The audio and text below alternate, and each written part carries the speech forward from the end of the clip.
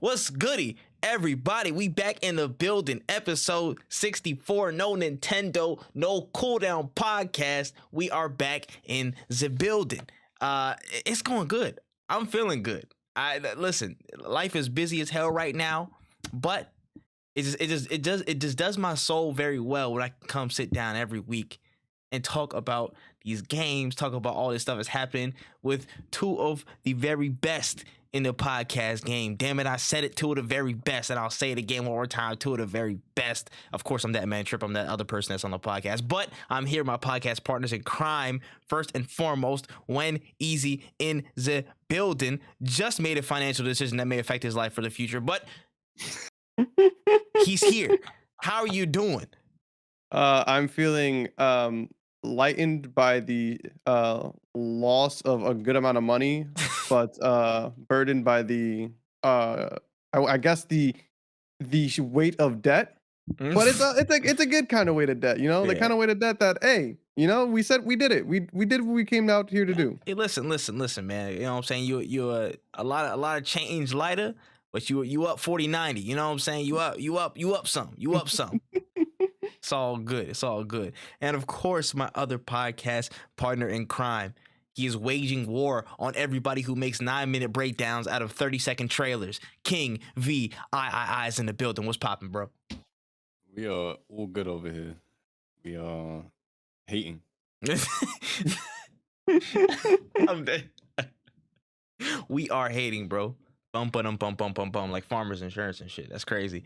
But you can choose love, man. You don't gotta hate. And I'm not talking about you, King. You can hate all you want. You can do that all day, bro. I know it's your bag. But for the people listening at home, you can show some love to this podcast by rating this 5 stars, going on all audio platforms, going on Spotify for podcasts, going on Apple Podcasts, rating this 5 stars. Just type in No Cooldown, it'll be right there. We're also available on a bunch of other podcast platforms, including Google Podcasts, Stitcher Radio, and the YouTube video version, of course, youtube.com/@NoCooldown with exclusive content you won't even hear on the podcast. Some stuff, you know what I'm saying? Some offshoot videos, some, you know, little one-off, some reaction stuff.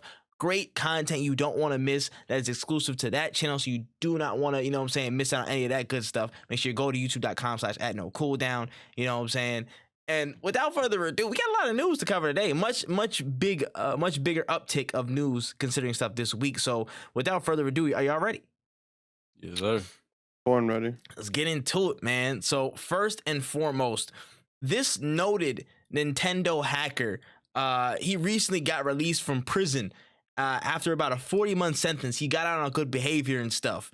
And he was in the business of modding Nintendo consoles that he helped, you know, build. He had like a certain chip that helped, you know, basically just mod and pirate games on Nintendo stuff. And Nintendo basically, you know, they got him. They sent him to prison. And then as soon as he got out on good behavior, he said, you got to pay damages back to us. How much, you ask? You know, slight, you know, pretty modest total of $14.5 million, in which Nintendo will take in increments of 25 to 30% of his gross monthly income for the rest of his life. So thoughts on, you know what I'm saying, Nintendo getting it back? That's wild. Like you sent me to prison and I gotta spend that much money. Like, I mean, it just like I get it, but I also think it's a little excessive. And I understand, you know, they're very upset about his actions. I don't agree with, you know, steal. Well, I mean, he just modded stuff, right? Yeah. It was like modding certain. It was piracy at the end of the day. It was like he made certain tech that, again, like a chip or whatever, that basically like updated firmware in the Switch to where you could play pirated games on there, which is tough. That is tough. Yeah, no, that is tough. I can't even lie. That is kind of tough. But that is tough. I ain't gonna lie. If you're a billion-dollar corporation and you was like, I need 14.5 million from you specifically, this one individual in this one, like, I'm gonna turn around and be like, no, you don't. No, you don't. Absolutely not. Son, like that's crazy. That's wild. I'm on the phone to Mike Ross like immediately because that is insane. wild. You took, like, again, the dude's name is Gary Bowser, you know what I'm saying, which is already like a flagrant foul in and of itself. It's like, That's bro, funny. like you just killed your own kind like that, bro. Your president name is Bowser. How the hell you gonna have me out here looking mad crazy? You know what I'm saying? So they took him from his home country of Canada, extradited him to the U.S., made him go to prison in U.S. Then he's gonna get again sent back off his good behavior, and then he has to just find work and restart his life. You know what I'm saying? And there's like, yeah, we just need that 14.5 million. Whenever you know what I'm saying, got that for us. You paid about 200 now, but we're gonna need the rest of that back over to say of until you die. That's wild to me. And I don't know. And there was like a video of somebody actually interviewing Gary Bowser as he got out. And when you look at it back, and then I shout out to Negus because he talked about it as well earlier. Shout out to Kendall, actually. I was about to say, I forgot the name change. Shout out to my boy Ken knows it. He was talking about, like, yeah, he's like, if you look on his face, he's gonna strike again. He's gonna strike again. And honestly, if I'm in that position and I owe 14.5 to my what's it called, Nintendo, I might as well go in again. I gotta make this money somehow. We gonna figure something out. I mean, absolutely. Shrug shoulders. Hey, listen, Tears of the Kingdom coming out soon, bro. He got to make a killing. Business got to move either way. Yeah, it's absolutely bananas. Nintendo, you guys will be okay without that money. Just re-release a game and do nothing to it, and people will give you millions regardless. Let's calm it down, bro. Death, taxes, and Nintendo getting a revenge, bro. Like, geez, them boys they're not playing. They're not playing, bro. On the business side, Nintendo, one of the most ruthless companies I've ever seen on this planet. Without question. Dang. All right.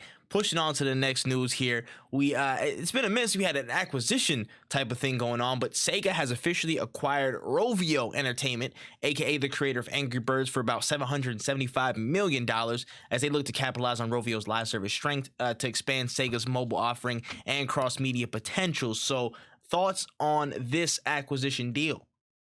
It's about to be so long. The App Store is about to go insane. We're gonna get an Angry Birds showdown. We're gonna get Angry Birds Stadium. It's gonna be crazy.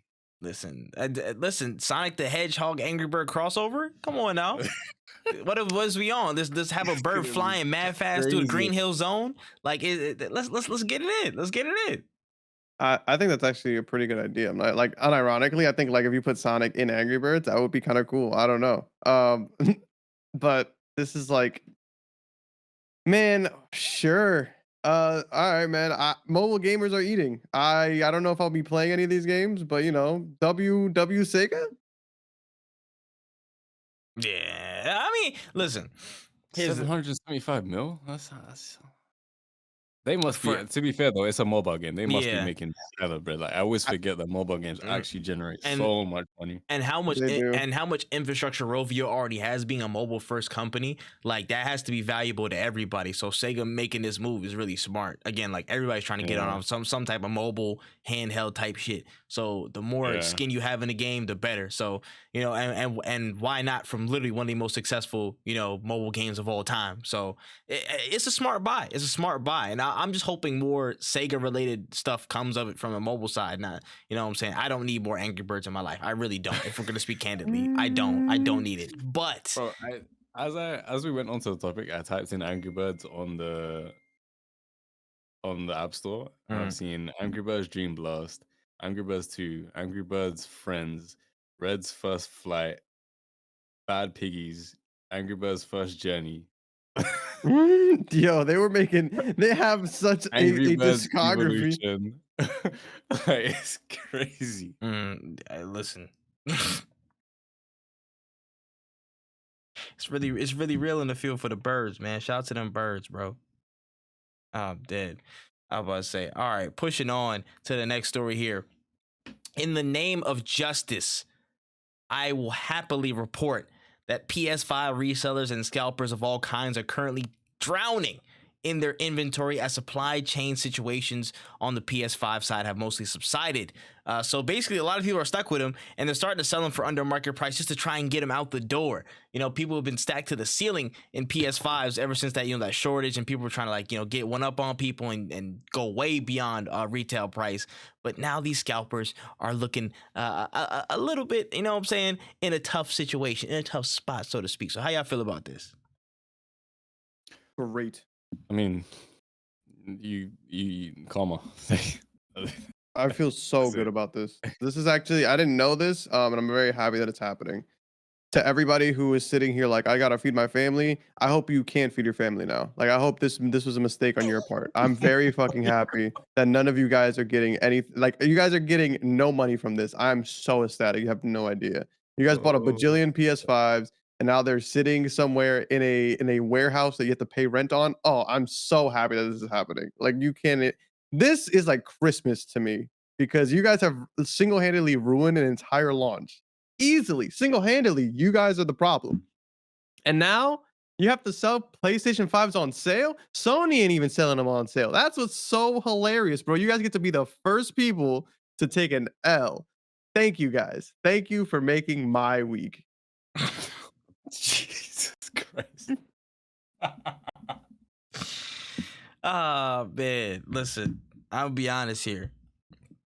In a tough, economic climate, people got to make certain decisions, and to the people that decided to stock up on all the PS5, so people really couldn't buy them retail price, and you tried to overshoot it. It's a tough spot to be in, honestly, and I hope you never get out. Prayers down. Sony should just offer to buy them all for like half price, and they'll just sell them. That would be beautiful. That would be beautiful. Honestly, you know what? I think an even better solution. Listen, let's try and find some open headway, some open discourse on how you can properly, sell these off. So if scalpers, could you please just provide your physical locations of where these PS5s are, and then we'll have Sony representatives come out to you, and then we can provide those. You know what I'm saying? We can provide those negotiations and stuff. We can just drop your locations, and we can make sure that is properly taken care of. You guys can get the best outcome possible in terms of business, and we can move accordingly. I think that's pretty fair. Is that amicable? I think it's pretty fair, and I just hope that they reflect on what they've done in their life to make them realize, like, at one point in life you said, you know what, I'm gonna be a professional middleman. I'm gonna insert myself in a place that I don't belong to try to get more money out of the little guy. And man, I hope you realize maybe you shouldn't do that anymore. Move on, get a real job, and just let us enjoy the things that we set out to buy in the first place. Telling you, that's actually nutty. And again, yeah. I mean, if y'all would get robbed, that would be great. To be real, like that would also be sick. That's like really drop your location, like airdrop your stuff so people can rob you. That's all. That's the best outcome. I don't want anybody to get physically hurt, but I just want to let you guys know. You know what I'm saying? Somebody rock up and they just raid your entire house, like not Nightmare Before Christmas. I'm about to say the Grinch Who Stole Christmas vibes. Like, he rocks up, takes every little thing down to the last controller. You don't even have like a Roku remote in your house. I want people to empty you out. To be real, good riddance. Out, Shala. Prayers down. Imagine Sony had like inbuilt kill switches, and they Son, and they knew like which ones had just been bought like on mad orders, and they just actually killed them from the inside. That's actually nuts. They got the Sony sleepers. That's wild. Imagine that though. They had like an elite sleeper cell of just actual people out in the world who was like, yo, anybody scalping PS5s, bro, he's gonna turn his unit on in New York and just make them rock up different blocks and come take people out who's been scalping. I just think it's so funny because it's just like, you didn't have to do that, and now this is where you are. Like, the only positive thing I could see scalpers doing is honestly giving them away, like giving the PlayStation 5 away to like community centers and things like that, or doing like a game drive or something. That would be cool. Like, then I would be like, you know what, you did the right thing. But they're not, so here we are. Hey, listen, good riddance and keep struggling. Keep it up. We love to see it. Moving on to the next story here. It seems if we finally got more traction on the discourse of video game journalists just not being the best at video games, as Japanese media outlet Automaton have, criticized the pre-play videos for Redfall, and then they called it poor. And then there was just a general discourse, I guess, on the Eastern side of media that was talking about how just like, these gameplay things are just terrible. They're not good. They're not good at all. So just thoughts on the higher scrutiny of gameplay expectations from, Western journalists and other media platforms. Because let's be honest, they are fucking dreadful games, aren't they? Let's not try to defend anyone here. Watching gameplay trailers for my whole life, and I've never been like, yo, these guys are sick. Like, this gameplay makes me want to buy this game. No, I've never experienced that from watching someone do a gameplay demonstration. Yeah, and I defend game journalists till this day. I defend them all the time because I think there's a lot of things wrong with the career, like in the state that it's in, but a spade is a spade. I remember one of the first instances was like when I remember seeing a review for Devil May Cry 5, and they were complaining about like I think it was, I can't remember what it was, but they were saying that the game felt too, like the combat wasn't as good as the other DMC games, but they were playing it on very easy. So it made the game not the way that developers wanted you to play it, right? And they never disclosed that in the review.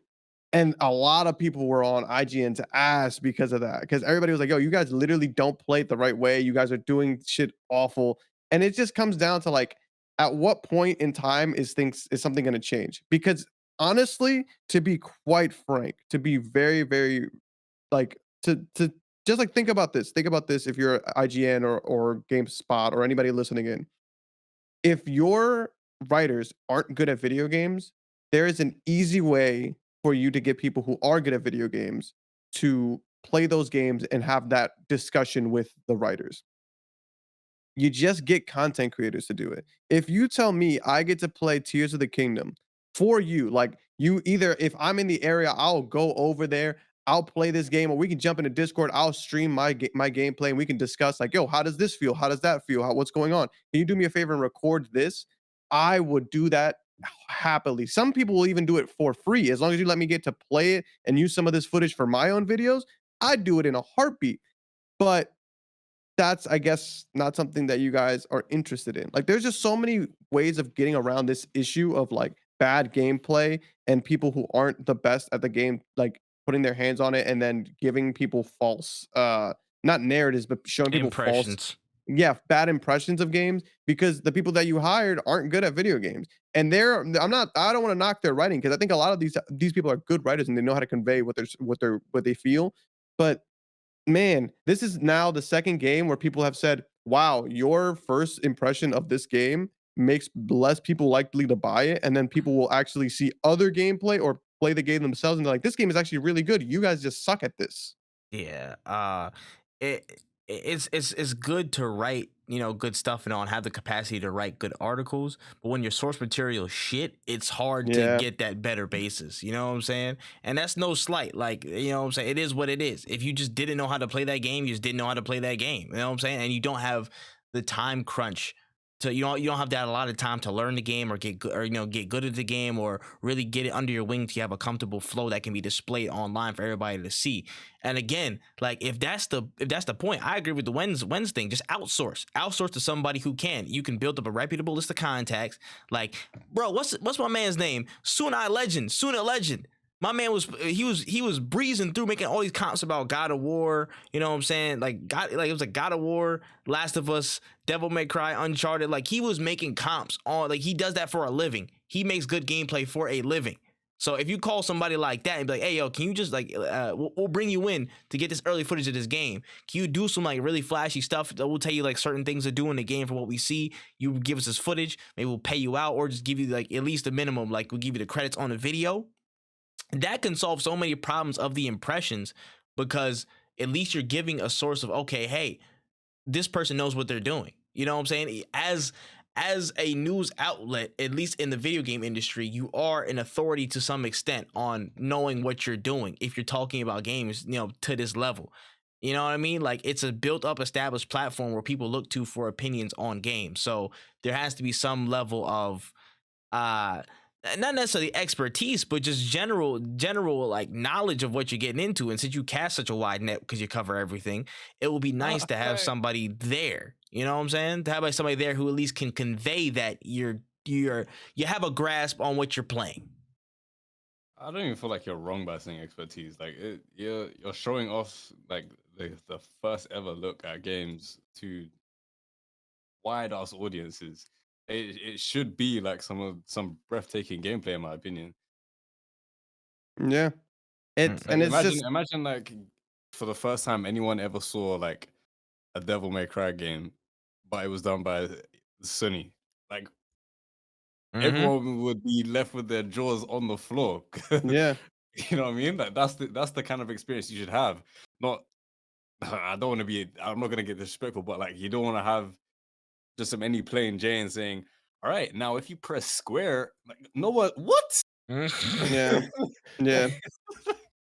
Like, trust me, when I, people eventually start doing it and they actually start paying like the super talented people that can really like maximize the gameplay for these trailers, they'll see the rewards and it will become like a normal thing. But until then, we're stuck with Larry and Jessica.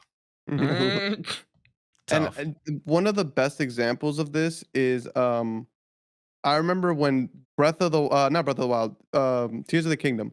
I remember when people saw that 10-minute gameplay trailer that Nintendo put up, and I remember talking to Ken about it, and they were like, "Man, this game looks super boring." And I remember watching the 10 minutes and being like, "Wow, you guys spent like 2 minutes showing me one ability because you guys decided to like talk to me like I'm a toddler." And then you see the most recent trailer, and you're like, "Damn, this is what will get me hyped for this game." And that's kind of just like it's Nintendo that did that, but it's crazy when it's like IGN because we all know Nintendo's pretty out of touch with certain things. But IGN, come on, you guys need to be the pulse of this. And it's not just IGN either. I don't want people to just dogpile on one company because other people do it as well. It's just like I don't know. Something needs to change, and there are a lot of things that need to change with game journalism as a whole. But it's starting to get to the point where people don't even want to play certain games because you guys get to them first. And if I was a game developer, I wouldn't let you touch my game first if it means people are less likely to play it. Yeah. Yeah, fact.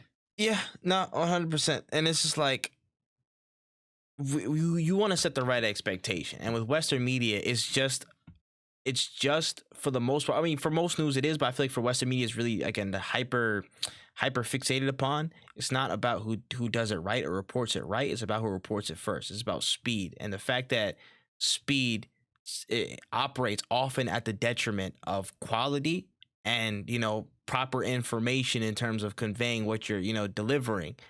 That creates a lot of problems and false conceptions in people's heads. All I'm saying is Western media, you guys got to fix up and just not be shit at games. And if you are shit at a game, find somebody who isn't shit at a game and put that on the front page of whatever publication because the whole world's seeing it first. Sonic Frontiers almost got fucked up because of what IGN did. Yeah. Honestly, like because of what IGN was like showing off of Rip, and again, it could have been just the a part of it is on Sega too because they just showed that vertical slice where it's like okay, it's just kind of something that was way long ago and isn't reflective of current stuff, but still IGN playing that somebody who played that it didn't look up to what probably a standard Sonic enjoyer would be playing. Is not the same quality standard or not the same level of activity or how they would approach the game. And now, if you put it in the hands of a vet, it probably would have a better reception in general. You know what I'm saying? When it comes to games, it's fine margins and all this stuff. It adds up. It definitely does add up to whether your game sells well or doesn't sell well. So don't play with the margins, man, because they could change quickly. I feel like it just kind of sucks as well that like studios have to rely so heavily on like external sources. Mm-hmm.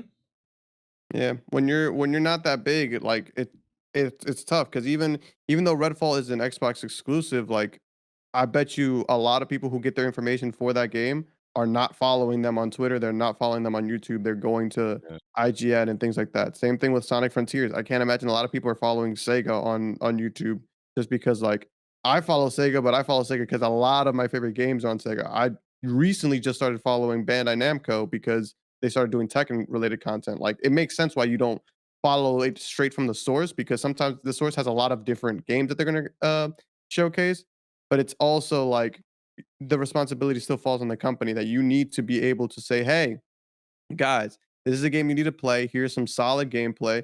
So that people aren't sitting there like, "Wow, this looks really boring and super slow." It's like, no, the person who's playing it is boring and super slow. Mm-hmm. Yeah, it's all about perspective. All about perspective, man. But hopefully Western media will figure it out one day. We'll see. Moving on here. Netflix, they're putting the pedal to the metal on their video game division as they have added former 343 creative lead Joseph Staten. And he is now a creative director, joining the streaming service, looking for new AAA multi-platform and original IP support. So he's in the team. Netflix is stepping up in the AAA space. How are we feeling about this? I have more faith in Dr. Disrespect.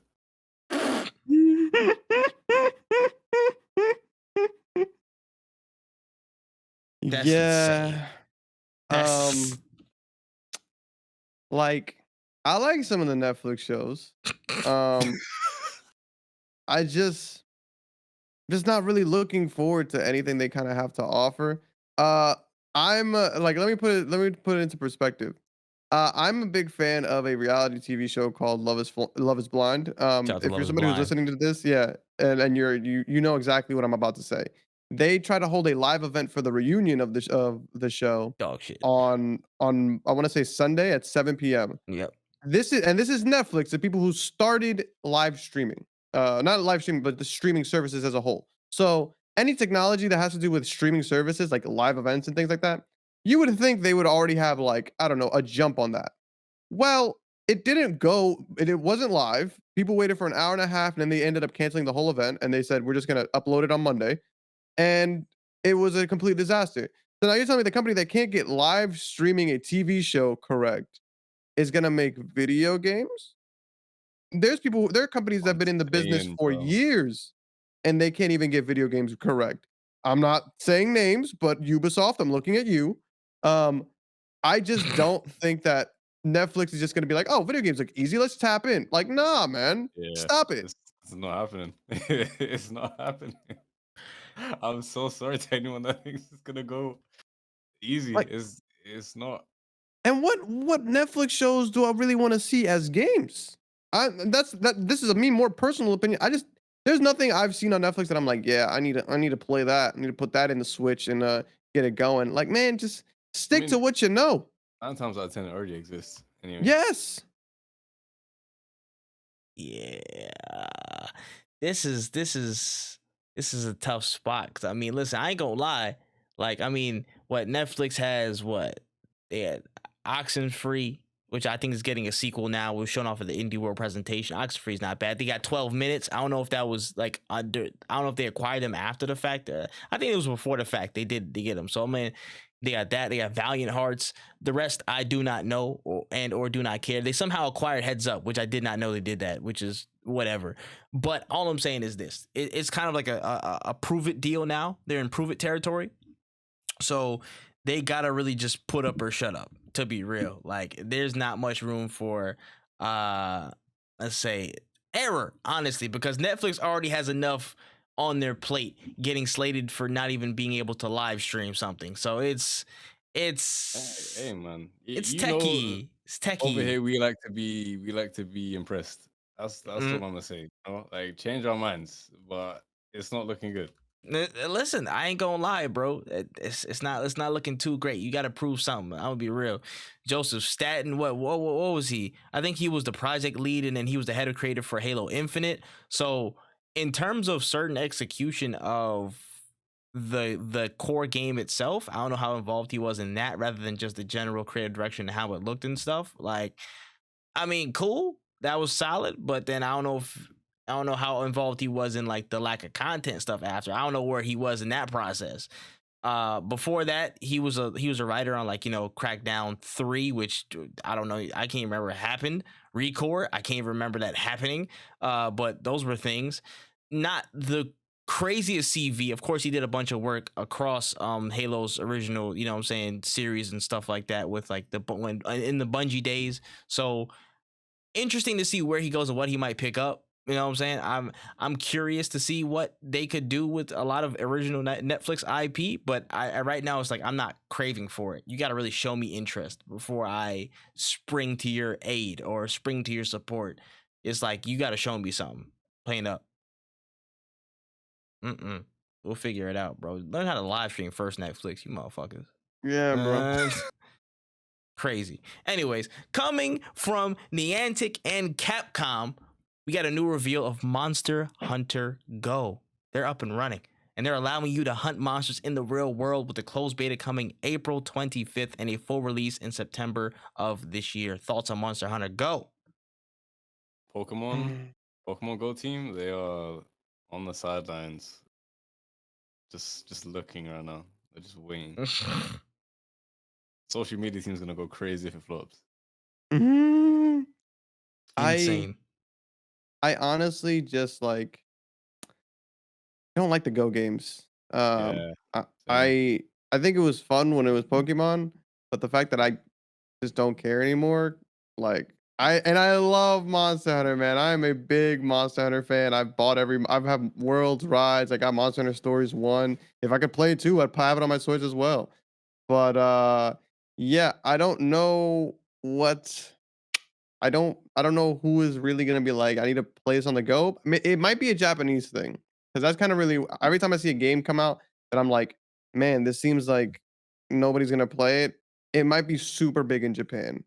So I'm gonna leave that up to them. If anybody from Japan is listening in on the podcast and you feel like the streets is rumbling with the need for this game, let us Oh, know, because I would love to be wrong, because I love Monster Hunter, but definitely not playing this.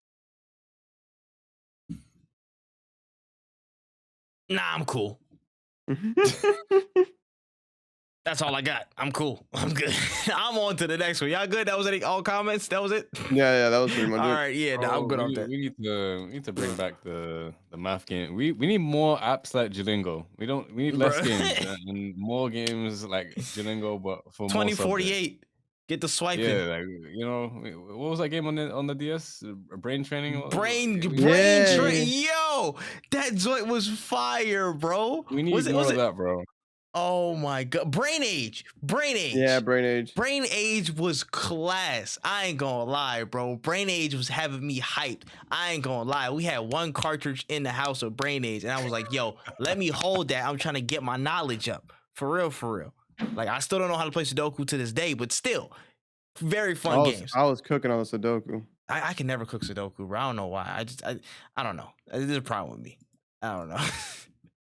But anyways, after months of waiting, we have finally got some brand new looks at Bomb Rush Cyberpunk. Yes, Reptile have finally hit us back with some Bomb Rush Cyberpunk, and the news that it will be releasing on August 18th of 2023. Thoughts on all of this? It looked really good. I think it was I think it looked really good. I feel like I've seen enough gameplay of this game, though. I kind of want it now, kind of thing. I'm happy that we got a release date like that. That's cool. I don't need to see anything else until the game comes out. I maybe a launch trailer the day before, but they've showed us it's a Jet Set Radio spiritual successor. I love Jet Set Radio, but it wasn't a game that I really needed a lot of depth to really dive into to begin with. So if they could just give me the game, I think it would be a lot better than them like showing me more. They need to chill. Yeah, this game looks good. My nipples hard. Let's get it rolling in August, man. Let's go. Let's get the show on the road, man. You gave me the date. That's it. I'm a win. I'm all set. I'm ready to go when this game drop. Listen, I can't wait for the soundtracks, the skating, the vibe. This is essential cozy gaming. If there was a branding for cozy gaming, this is in that conversation. This is one of those things, bro. Like, I love it, and I will be there. We will be there. We will be there. That's all you need to know. I was about to say, King, do I have to ask the question? No, you don't have to ask the question. All right, cool. I'm just gonna internalize it. Do you know Mindstate? Have you ever spoken to him before? I have not. But he showed me this game a while ago because he's a big fan of Jet Set Radio too, and I've been seeing them like post snippets for I feel like forever. So I'm excited. I didn't expect a date. I thought it was just gonna be one of those games that just keep teasing you, you know. But I really listen, wasn't expecting a date. It's cool that we have a date. They got movement, man. They got movement. So hey, listen, I'm just glad we got some action. You know what I'm saying? I'm glad it's actually on the way. That's gonna be dope. And yeah, people who are video game draft players, that's gonna be an interesting one. So we gonna figure that one out. We're not scared. No, he said we do not care. We do not care. Oh, dead. All right, pushing on here. We're getting drip fed some brand new gameplay and info on Naruto Boruto Ultimate Ninja Storm Connections, with some footage of Baryon mode Naruto supporting Kage Sasuke, alongside some new info that a brand new never before seen special story mode will be coming and starring Boruto, Uzumaki, and a lot of mystery characters and scenarios. So thoughts on this? That's crazy. That's crazy. You say you sleeping on this? Yeah, man. I want to be excited. Like that's how I want to be excited, but I just can't be. When they hit us with the new story mode, I was like, that's not what I came here for. I did not want new Naruto story. I wanted Naruto story. I don't know what the new story mode entails, but if it's anything like Xenoverse, I'm finna be pissed. I bought Xenoverse 1 thinking I was gonna be able to relive some sick moments, and then they start throwing random stuff in there. Man, if they Xenoverse this game, I'm not buying it. I promise. I'm saying that right now, and I'm excited for this because I really just want to. I want to replay the Naruto story in a video game format for like my chat. Like that's what I wanted from this game. And if you're gonna hit me with some freaking Boruto goes back in time, and you got to fight with Boruto and the people, and it's like Kid Naruto fighting like fucking the Two Tails, like at the beginning of like the Zabuza art. Like it's just. I don't need that, bro. That's not what I'm asking for. Give me the regular story. Like that's what I want. That's what I came here for. Hey, listen. What I'm saying is that B mode is gonna be cooking. Oh my god. Hey. Have you seen it in the anime? Wait. What do you mean? What B mode? His new mode. Like the Sage mode? Yeah, that new mode he has. It's actually kind of busted. Naruto's like Baryon mode? Yeah. Oh yeah, no. I've seen clips of it. Yeah, no, it looks actually ridiculous. Ridiculous. Yeah, it's ridiculous. Mm-hmm. It was cool to see for those 2 seconds. Yep. All right, come on. All right. Wow. You just had to throw that back out there. That's crazy. Very insane. But yeah, I mean, I'm gonna be real though. Like, I'm not mad at special stories. I'm actually pretty interested in the special story, to be real. Like, when you think about it, I like those what if sagas or what if scenario type things, bro. Like, I really do enjoy those. Again, don't only have that, because I would really love if you just have all the major story arc things set in the game already. But adding that extra, like, yo, what if scenario on top, I'm cool with that. You know what I'm saying? Let's drop that. If you want to leave with, even if you want to leave with that, cool. But just don't remove the other stuff. Let's just add this on top of the cake. Don't make this the only cupcake there. You know what I mean? When have you known I'm gonna new leave companies? the what if stories to that one guy on YouTube. Yeah, like when have you known companies to be like, oh, we're gonna give you this content and that content in this day and age? You got me there. Like I can see them taking it out and then being like, hey, remember those old stories? We're selling them as DLC now for the Naruto Connections, and then I'm gonna punch my monitor. I'm lying. I'm not gonna punch my monitor. I'm just gonna be very disappointed. The pause told me, he was like, yeah, that's too expensive. Yeah, I was lying like crazy. my chest didn't even want me to say that. I'm dead. But yeah, I mean, we'll figure it out, man. I guess, but I think it should be a decent game still, and the roster is gonna be insane. So I think I might actually at least try and dabble back into it at some point, maybe when it goes on sale or something like that. At minimum. So cool. Oh boy. Suicide Squad killed the Justice League. They got a huge knock to its release date, as it has officially been pushed back to February 2024 after a wave of mixed reception post reveal. So, thoughts? That's not good, is it? Mm-hmm. I don't Who would know. have thought? I just I don't know, man. Everybody was talking about this is gonna be the DC game to end all DC games. This is gonna be the one. Finally, we're gonna get some good DC games, and and look at this. That's Look at this. crazy. We're here in 2023. It's been delayed this is the third time now, I if I'm believe not it's the mistaken. third. I believe it's the third. Yes, this is the third time now it's being delayed. And it's not like their reception was any good to begin with because we all saw that little PlayStation State of Play. Not many people were sitting there excited about what they were seeing. Mm. And you know what I got on my Steam? You know what I got downloaded? Oh my I got gosh. downloaded some Gotham Knights. Ah, That game came out. I knew he was gonna Uh, say it. That's all I'm gonna say is that everybody was like, we can't play 30 FPS. Well, you can't play this at all, it seems. So who are the real victors in this?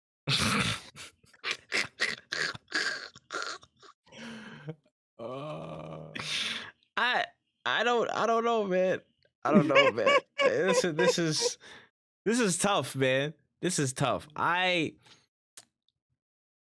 You hate to see it. You really hate to see it. I'm gonna be real. Like, I really wanted this game to come out great. There was a lot of, again, the reveal without the gameplay. The one before, the very first real trailer. I just want to make that crystal clear. I was like, Oh, yo, the cinematic, not in engine gameplay? yes. Off the premise alone, I was like, bro, this could really be solid. And it's Rocksteady, so you have some inkling of what's going on, right? Right?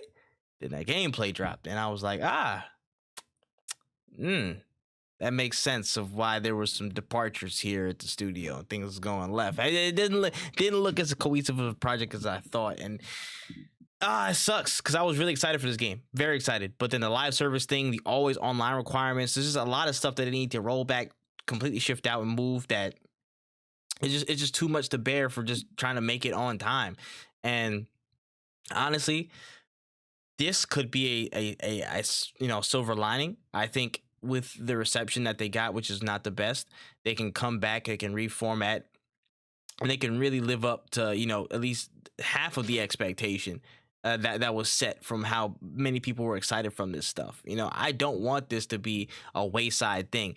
Again, because I'm biased or sensitive or whatever. This is dead ass. You know what I'm saying? My boy's last project is Batman. You know what I mean? So it's like his last voice credit as Batman. So it's like that's tough. That's tough. You know what I'm saying? Like I feel a way that this didn't come out the way I thought it was gonna, or at least have such a good one. You know what I'm saying? Have such a good reception.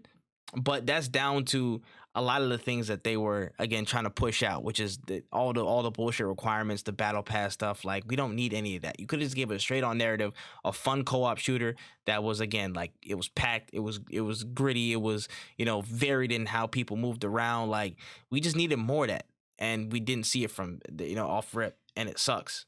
But I hope they can improve, because I don't want Kevin Conroy's last voice acting credit to be like a terribly received game. I'll be real.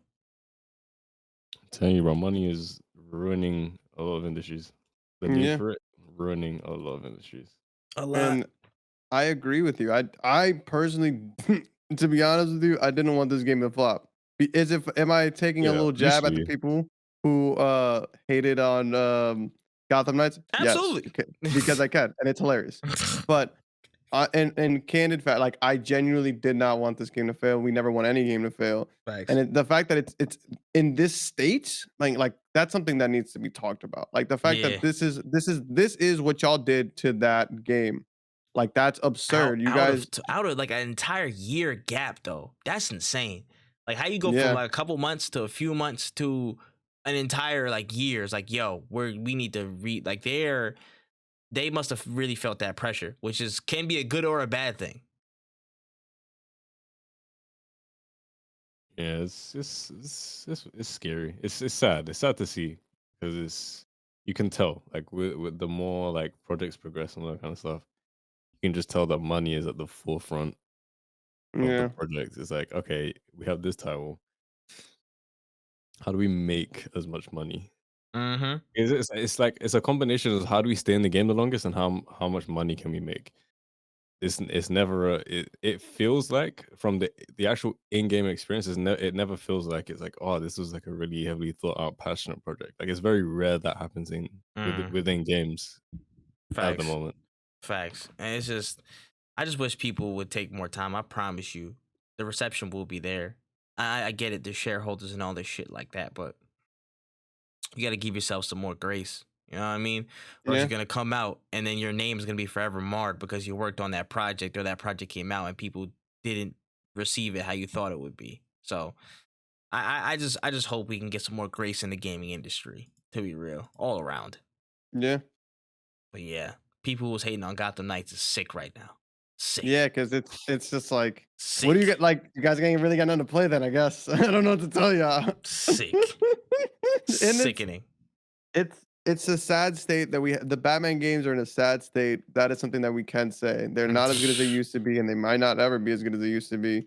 But honestly, the best way you could do it is by voicing your opinions and being like, yo, this is something we definitely don't need. I just want y'all to come out the woodwork the same way y'all came out the woodwork for Gotham Knights. Because if I'm not seeing people faking FPS drops and things like that on the timeline, y'all not serious about it. Y'all not. That's true. That's Like, true. y'all gotta be. I want the degenerates to stay degenerates, but be degenerates for all. Consistency is what we seek. We want consistency in our degenerates. Listen, he brings up a good point. He brings up a valid point. I don't know. But let's move out of Kill the Justice League into a brand new trailer that's trying to pick up steam that's coming out soon. The first official gameplay trailer for Immortals of Avium, which is again features a single player FPS campaign, fast-paced magic combat being likened in some ways to Doom, about a 25-hour campaign, and some more stuff coming from Ascendant Studios and this game. What did you guys make of Immortals of Avium? I see built on UE5 and I'm bricked.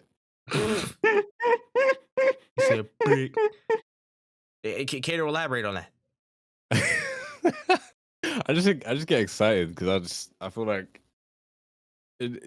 what Epic is doing is sick. Like everything that is being built on that just looks good, and I'm down.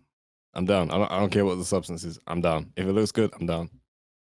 Yeah, I'm a huge fan of Doom. I'm a huge fan of Wolfenstein. I really do think first-person FPS games are super underrated in this day and age. Not enough of them, and this looks pretty dope. This kind of reminds me of Borderlands in a way, where it's like fast-paced, like not wacky, but like crazy action, and it looks really, really fun. I think I might have to cop this because it looks good, man. It looks really good. I'm definitely gonna try to get my hands on it.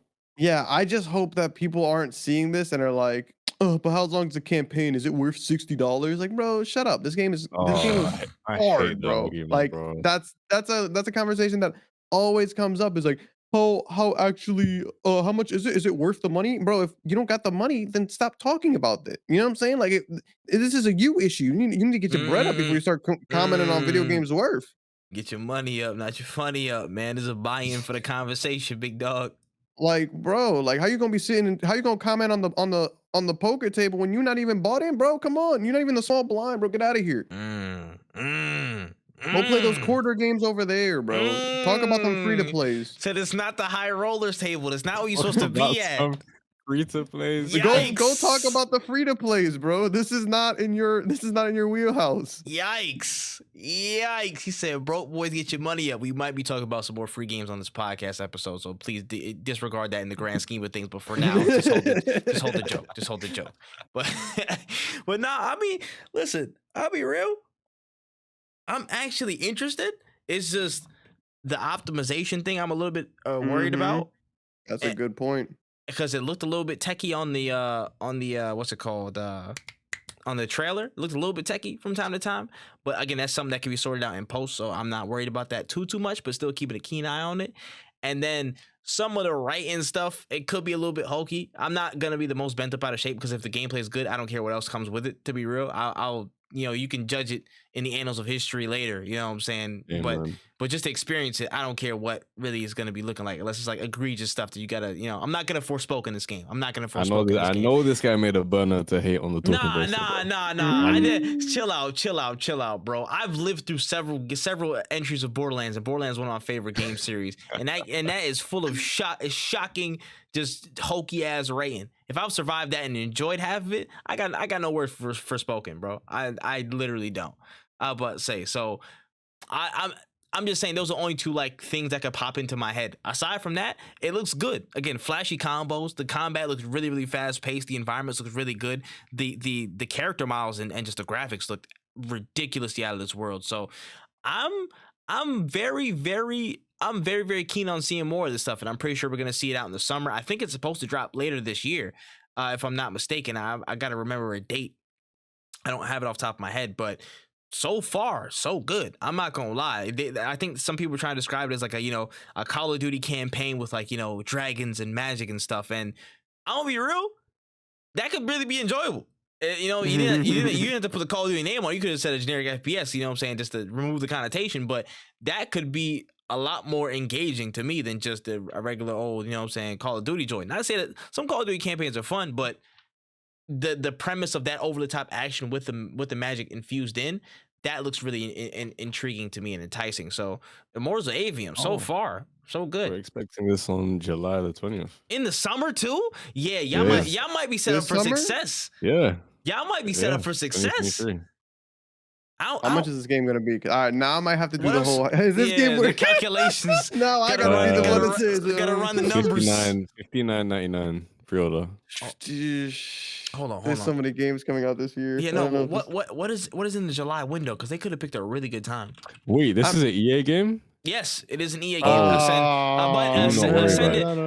Ascendant is a brand new studio, and that's why I sometimes worry about the optimization stuff. So I'm like, we'll figure it out. But I'm not gonna lie, it looks good. And again, EA is investing heavily in single player studios, and they have left people alone in single player spaces before. They've left Shadow of Mordor alone. They left Motive alone. They've left Respawn alone with Titanfall 2. There are hints of them actually not messing up in terms of single player stuff. So I'm willing to give it a shot. Jedi Fallen Order is a thing. It existed. So I'm willing to actually give this a shot. That's all I'm saying. Wow. EA has a tiny bit, a shred of credit in this area. July is actually an amazing month for them because I'm it's telling like you, nothing drops except what Pikmin and Exoprimal. Yeah, that's a clear area, bro. They jump that's in. a cleanup. Jump in. The only bro. issue they would have is like the bleed over from June, because June is really stacked. Yeah. What's at the end of June? The end of June is Final Fantasy 16. They'd have to. Yeah, that's the only thing. They'd have to be at the end of June, low key. And Crash Team Rumble, because we're all tapping into Crash Team Rumble. Absolutely. I forgot. Don't slip my mind, bro. Top of my list. The hell am I doing? I'm trying to go pro. Listen, man, that's crazy. But I think they'll have a really good time in July. You know what I'm saying? It's neck and neck between them and Exoprimal, because I know me and King gonna be on there, bro. We're gonna be fighting dinos and everything. Ain't that right, King?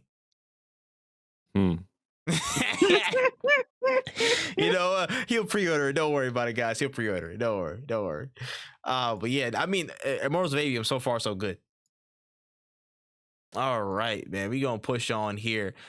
So Microsoft has been in the lab with the white coats, looking like Professor Plutonium from Powerpuff Girls. They have been working on potentially bringing a Windows gaming handheld instance, or browser, so to speak, for the Steam Deck, which would include a game launcher, updated UI for the Xbox app, and a whole lot more. So thoughts on them potentially bringing Microsoft games and Microsoft storefront stuff to Steam Deck? Expected, kind of. Yeah. It doesn't really surprise me. I feel like this was a step that we could expect eventually. Yeah, Microsoft isn't like PlayStation. They're not stupid. They know they know like that having themselves on a console that they don't own is still beneficial to them, because they will still make money off of the games.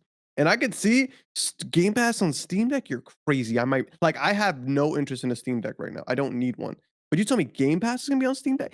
I know that I'm sure there's a video and somebody's gonna be in the comment section. Actually, you can I know you can do it, you nerd. I'm saying like them actually letting me do it myself. Like that's kind of gas, bro. Like I don't know. This would be so stupid of PlayStation if they don't somehow find a way to compete, but they like to call the ref when it's time to compete. That's what PlayStation has been seen doing recent years. And I'm a PlayStation fanboy. I love PlayStation. I promise you. If it was to no longer play video games or play an Xbox, no, I'm kidding. I'd actually play an Xbox. But I'm a huge fan of PlayStation. But again, spades are spades. PlayStation does not like to compete. They like to change the rules. Talk about it. That's crazy. They snitching. They go and get the authorities. Shit is tough. But yeah, it's like that LeBron gif. No, for real. The ref and he's pointing. This one right here. Right here. No joke. Nah. That's too funny, bro. But listen, that's a W, bro. Steam Deck. I'm getting a Steam Deck at some point this year. I'm gonna be real with you. Steam Deck is hot. Steam Deck is hot, and they getting support by the day, like a nonstop. Like it's almost too good of a deal to pass up in the handheld lane. And with people starting to look back into this area, PlayStation, it's funny how Steam Deck is just setting up for much more momentum like that, and just people are wanting to get in on it rather than compete with it directly. Like that just shows the strength, and I think it's a really good thing. Microsoft being a part of this, they're being really astute with how they're moving, and they want to, again, much to their philosophy of being able to play Xbox everywhere, they're kind of sticking with this, and it's going to pay dividends in the long run because Steam Deck it's going to be here to stay with how well it's performed, much beyond my expectation at first. When I'm like, okay, PC's still kind of a niche thing, but it's only going to get bigger. It's going to be a much bigger snowball, and Microsoft's smart to get ahead of this. Alrighty then, we've got a morsel of detail concerning the next Shonen Jump crossover game, as the data for 25 different franchises, including Naruto, Bleach, One Piece, Demon Slayer, JJK, and more, have been rumored to be part of the incoming roster. So, thoughts on this latest rumored attempt since what? Jump Force? We got another pass at a Shonen crossover game, guys. How we feeling? I have more faith in Shroud and the other content creator. Oh my gosh. How many random gamer-created games are you gonna mention? Yeah, actually, I'm kind of with King on this one. They're not, again, I love me some anime. And the companies know that, and that's the problem. They know that they could just put Gojo in the game as like T-posing and have him walking around, and people are still gonna drop money on it because T-posing. Like they don't gotta do no animation. They can literally put Gojo in there, literally clip parts of the show where he's talking, not even remove background noise, just literally just cut out words from different parts, and people are gonna drop bread on it. That's the state of anime games. And they don't have to be good. They don't have to be well made. They just I'm have to be there for this crap no more. Like Jump Force was actually the final straw. Like the final straw. Like I do not care anymore.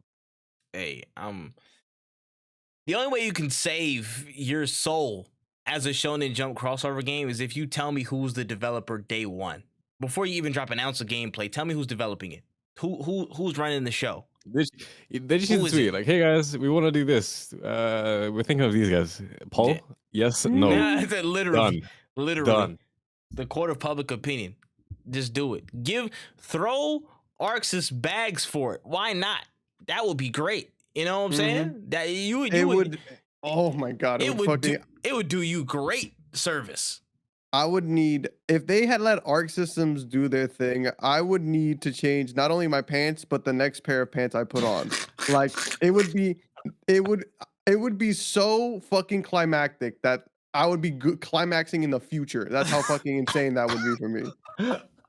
But they're not going to. They're gonna be like, we did this in-house. Jerry the intern did it. And it's just like, and it's like they don't, and they're like, oh, at least it's gonna have cutscenes from the anime, and it doesn't even have that. Like you guys could made so much more money if you guys just put literally the anime on the show, like in the game. But I digress. Bro. They hate us. Yeah. They don't like money. Yeah, Shonen Jump. We do not believe you. We do not believe you. So you don't have to make us believers or hand it off to somebody who we do believe in. That's my only word on it. Jeez. At this point, if they even let Nintendo do it, I'd let anybody. That's a better shot. You're like, yo, the online gonna be ass, but at least we're gonna have something. At least there's I'll even take Ubisoft, bro. And I don't Damn. say that lightly. I'll That's take crazy. anybody, bro. That's you say Please. Ubisoft. Nah, that's insane. You say Ubisoft. Please. I don't care if they reskin the Division and just put Luffy on anything, please. That's crazy. Put in the dark zone. It's gonna be a world tournament stage or some shit you gotta run through. It's like, oh my gosh. Nah. That's insane. That's actually insane. They just reskin the assets for Far Cry Primal. It's like the Grand Line, this island next to the Grand Line. Like, what do you mean? Oh man. Insanity, bro. Shonen Jump. You're in the pits. You're in the gulag. Fix yourself up. Fix up. Moving on here. We got some spicy news over the past week. You know what I'm saying? Turn it up a little bit. We got the alert that Redfall will be releasing at a capped rate in quality mode, only having 30 FPS for consoles on launch, with 60 FPS coming in a later update. So thoughts on this? I wanted to be mad, but that was because of my own personal experiences. Now, there are 3.2 billion gamers across the world, apparently. The average age of a gamer is 35. And only half of that actually play on PC. And I'm not going to assume the over 35s are playing on a TV. So, it's okay. Yeah. I've said this once. I said this one with Gotham Knights. I feel like by the end of this podcast, people are gonna think I'm like the biggest Gotham Knights fan. I'm not. It's an okay game. Y'all were over hating. But anyways, I said this with Gotham Knight, and I was like, because I checked my TV to see the frame rates of it, and like my TV I think can do 60, but I've never checked that. Right? I never looked into it until I got my monitor that does 144. That's when I was like, wait, I never checked my PC because I always just play the game on my TV. You know what I'm saying? Like, how many? I want people, if you're listening to this right now, type in the chat if you know the frame rates of your TV without looking it up. Or even if you have, like, be honest. Don't lie. Like, just be honest. Because at the end of the day, you could just save yourself a lot of stress and anger if you stop caring about that. Because if y'all don't even know the frame rates of your TVs, this information does not matter to you. It's like me saying, hey, your tires, the PSI of your tires need to be 36. You don't know if that's a bad thing or a good thing. You don't even know what the PSI of your tires are. You don't, because you never thought about it. Exactly. Like, you never thought about it. You let your dad go fill up your tires when it goes low. You know what I'm saying? So stop pretending, bro. Let's stop pretending that you went into Best Buy, said, let me get an Xbox Series S because I want to play games at 60 FPS. You did not say that. That is not a sentence normal people say. Like, you didn't walk into it and be like, let me get a $500 console so that I could play every single game at 60 FPS. Dog, the cheapest video card that I looked at that is recent, that is current gen video cards, is like $600. And you're telling me that the $500 console that's supposed to do every single thing a video card does and a computer, like a processor, it's literally your consoles are computers without monitors. That's like that's what your consoles are. You spent $500 on that. You can't even find a gaming PC of good quality for that price. Like, you kind of got to understand the limitations of the money that you spent. And if you're somebody who's like, I want more for my FPS, I think you deserve more. But technology ain't there yet, bud. Like, we just don't got the funds for it because we don't have the like capacity. You know what I'm saying? Like, people are like, yo, we just cannot make this any cheaper for you to be able to get 4K 60 FPS on your console. Like, I bought my PlayStation 5 and I was like, if I could get 4K 30, I'm a happy camper. And I've never been disappointed because I could get exactly that. And when I get 4K 60, it's awesome. If I can't, it is what it is. But you got to understand the limitations of things. If this is super important to you, then you need to skip out on the next console generation, maybe skip out on that one after that, save up and get your ass a PC, bro. Because honestly, I'm tired of hearing the same complaints when you guys are running Xbox Series S's that y'all don't even dust. You know what I'm saying? Like, y'all don't even take care of these consoles. And you're like, wow, I can't get the most frames. You are never gonna get the most frames. Your house sounds like a literal airport. Chill out, my guy. Like, oh my God. When letting all rounds, bro. Good Lord. That's my thoughts. Oh man. See, I wish I had the Discord soundboard right now, bro. That would have been a funk flex bomb like crazy. That would have been a major funk flex bomb. Oh my gosh. listen, I'm gonna be real with you. Like, oh, okay. Like, it's releasing first on a console. That's the point, though. Like, a console has limited capability when it comes to graphical output. This is common knowledge by now, or it should be. Again, the console generation as current, it says, oh, supporting things up to 120 frames. I've seen that argument be made. Yes, but not every developer is going to get the most output on that thing at all times, so it will be inconsistent. It is what it is. All of this would be mitigated and assuaged if you just really just drop things at the same time as PC. I'm gonna be real and be like, yo, we got 60 frames FPS on there, we got limited frames on there, but we just don't have it on console because console's weaker. If we just created that, if we just set the expectation for that difference in level and power, that would be so well. That's why there's always the PC specs that come out every time before games that drop on PC. I wish you would have that across the board just to set that precedence. Oh, okay, listen, if you want convenience, just go get a console. But if you want power and actual graphical quality, you need to buy a PC.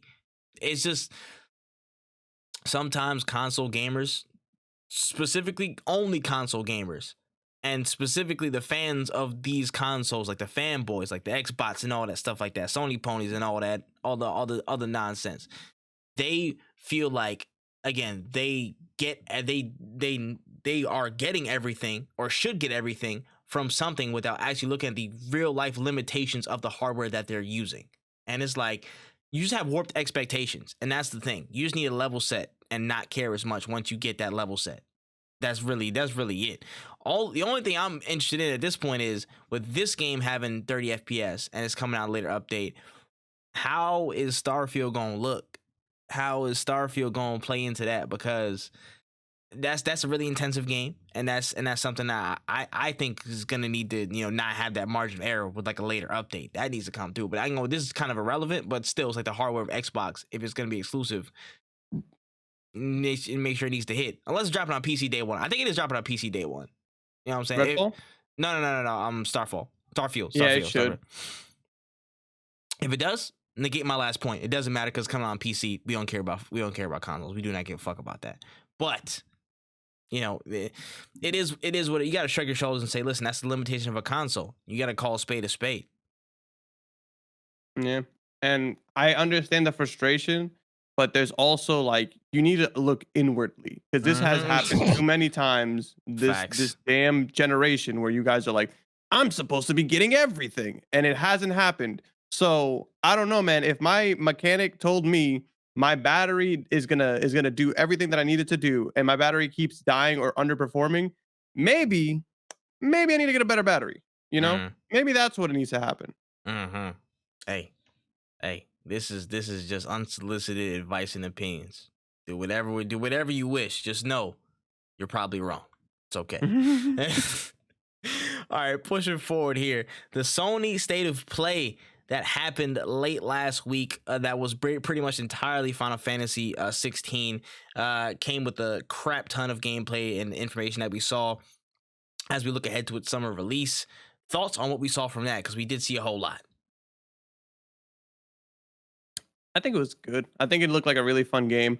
The only thing that's really going to come down to is how well the story can capture the audience, and on top of that, it's going to also come down to how well this gameplay is, because we all know how Kingdom Hearts 3 was, and a lot of people were not a fan of that. This looks like an improved version of that, which is exactly what I think is what I would want. But at the end of the day, we just got to see what they do with this, Yeah. Got a couple comments here. First, so good. That actually the gameplay is ridiculous. I'm gonna be real. I'm a whore for Final Fantasy style, what I'm saying, Square Enix style gameplay stuff. The shot lock system I see made an appearance, so that's a direct look in from Kingdom Hearts series.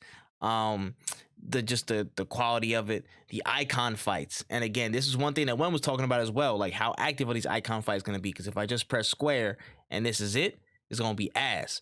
But it looks like you getting really busy in the icon suit, and you're really getting to it in really within those bounds. So everything's going to be more interactive than ever, which I enjoy to a T. You know what I'm saying? I love to see that.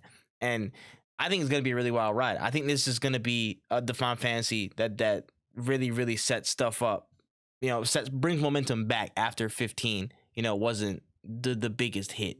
I think there's gonna be a big Square Enix hit for the mainstream folks, because I feel like 14 really amazing game, but again, it's live service, not the mainstream isn't as tapped into that, even though it's a really huge game.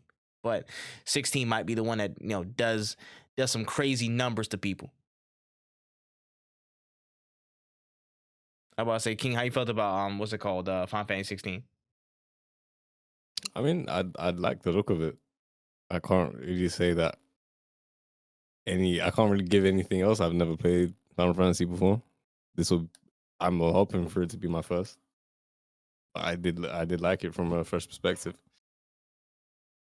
Okay, all right, we see it, man. Listen, you know what I'm saying, go get busy with some chocobos and whatnot. You know what I'm saying, first time in, break them in. I think this is a good one to come into, because I feel like a lot of it is simplified, at least from what I've seen. It looks a little bit more straightforward than other Final Fantasy entries. So I think this actually is a good time, especially with how they're going more action oriented.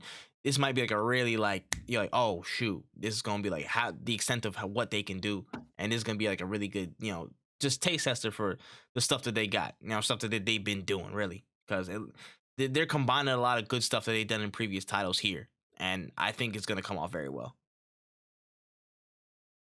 Yeah, somebody need to hurry the hell up though. We need to figure it out.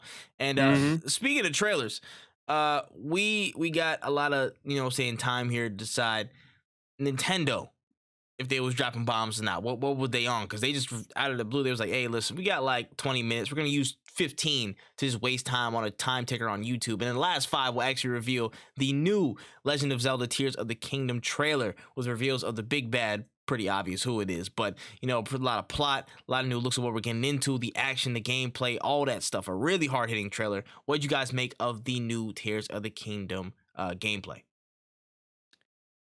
Like I said earlier, it was the one that really made me feel like, oh man, I am actually excited to play this game, because they had a snooze fest of a 10-minute showcase for Tears of the Kingdom that I was just not really into, because they took 10 minutes to explain something that I could have figured out with 2 minutes of gameplay. And I think that Nintendo has a really bad habit of doing that. They need to shorten some of these super over explaining videos. Just let us play the game, man. That's what we're here for. But other than that, this trailer was absolutely bananas. It's really relit my interest in this game, because I was always going to get it, but I was never really sure if I was going to get it day one or not. This changed my mind 1000%. I mean, that was hard hitting. That was a trailer that was like, that got you out your seat. Like, yo, they really not playing games with this one. Like, they had, again, all the action, the turmoil stuff was looking really, really great. The gameplay was looking fire. People was ready to bust it wide open over Ganon. Like, this is just, it was a lot of elements that came together at the right time. You know what I'm saying? And this was a really good trailer. I think this was the one that was like, yo, we're here. Like, it's actually coming out. And I hope it, again, I hope it does well. I really do hope it does well. You know what I'm saying? Like, I think it, no doubt, it probably will be received well. Like, it's gonna get minimum 9s across the board probably, but it looks good. It looks really good from what I saw. I about to say, what's it called, King? You fanboying over Ganon? Is that time? You simping over Ganon? Bro, I played Zelda once when I was like 10, bro. I'm never doing that shit again, bro. Jesus. I went to break my DS. I was angry, bro. Which one did you play? I think it was the one, one of the ones, maybe Ocarina of Time. That's crazy. Oh, so you played what some people consider to be the best one. Yeah, so you played arguably the greatest one. Understandable. I go into it and I got stuck, and I just didn't want to cheat. I didn't want to know. So if I didn't figure it out, I didn't figure it out. So that was how I left it. So with the risk of your gaming integrity, you decided to hate on a franchise for the rest of your days for getting stuck. A part of me respects it. A part of me respects it, man. Good Lord, man. Oh, man. I'm telling you, the retro thing is coming. The retro thing is going to happen. It's going to happen. and you're first up. But anyways, moving on to the trailer trove. This is a section where we talk about more watchable media and all that good stuff here. First and foremost, a report rang out that an American remake of the hit series Squid Game is apparently in the works at Netflix. So thoughts on this? No. No. Yeah. Classic Netflix, worrying about the wrong things. We don't need this at all. Again, figure out the live streaming thing first. Circle back to this when you have literally nothing else to do. Bro, I'm going to keep it a stack with you. I'm going to keep it a bean. I'm going to keep it 100. I'm going to keep it tall. Netflix, you be on some stupid shit sometimes. And it's crazy to me how consistently you can be on some stupid shit sometimes. How do you take a series that was so received, so critically loved, so commercially loved, and you were like, yo, we could really do another season in Korean. We could probably even extend the series like that. Bobby, we gotta put some Americans. That was a really good impression. Yeah, I'm like, hey, listen, hold on, that wasn't that bad. So, hey, I thought a 4th person was here. Shit. I was like, who the hell did Netflix representatives get the hell in here, nigga? What are we on? But the fact that the thing that went through their head is, you know what? We need an American remake, guys. We gotta up the action. We gotta up the, like, you think that really is gonna take this very, very well received series and take it up to a 10? Please get over yourselves. You suck. It's not gonna make it better. It's not gonna make it better. It's not. You're gonna. They were. Was it? I don't even know if a remake for Train to Busan even came out. But when I heard it, I knew it was gonna be ass. I was about to say, because Train to Busan is such a good movie. I knew whatever they could do is only downhill from there.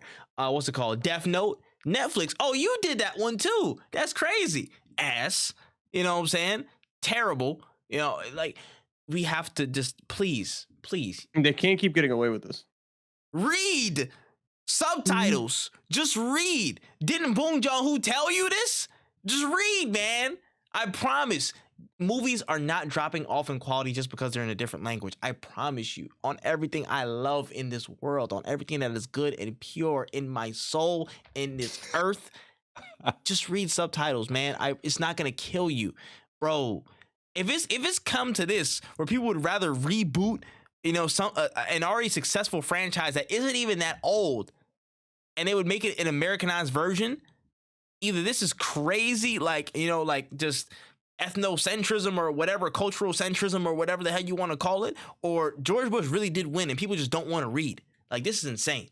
There's on 1 and 2 outcomes, probably both, but the lack of awareness is baffling, and the audacity is not surprising.